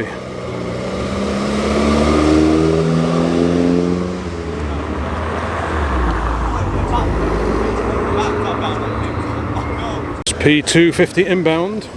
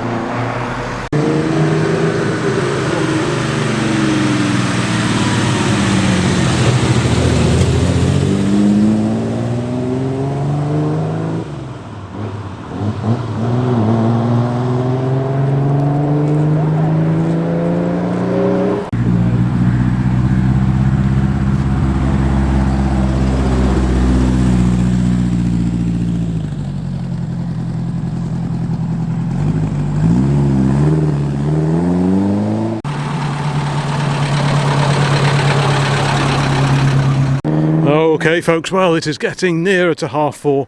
Most of the cars, not all of the cars have disappeared. We wanted to see the Ferrari go. That has just left, so I think we will wrap this particular video up. So thank you so much for watching this particular upload. It's been a real treat to spend the day here at Gawsworth Hall admiring the many wonderful cars that turned out, cars that sometimes we don't see anywhere else. I'll include links to a couple of similar videos at the end of this one, so please check those out if you haven't seen them yet. Please like, leave a comment, subscribe if you haven't already, and there'll be loads more videos along very soon. So all I need to do now is catch up with the youthful assistant and we can head back home.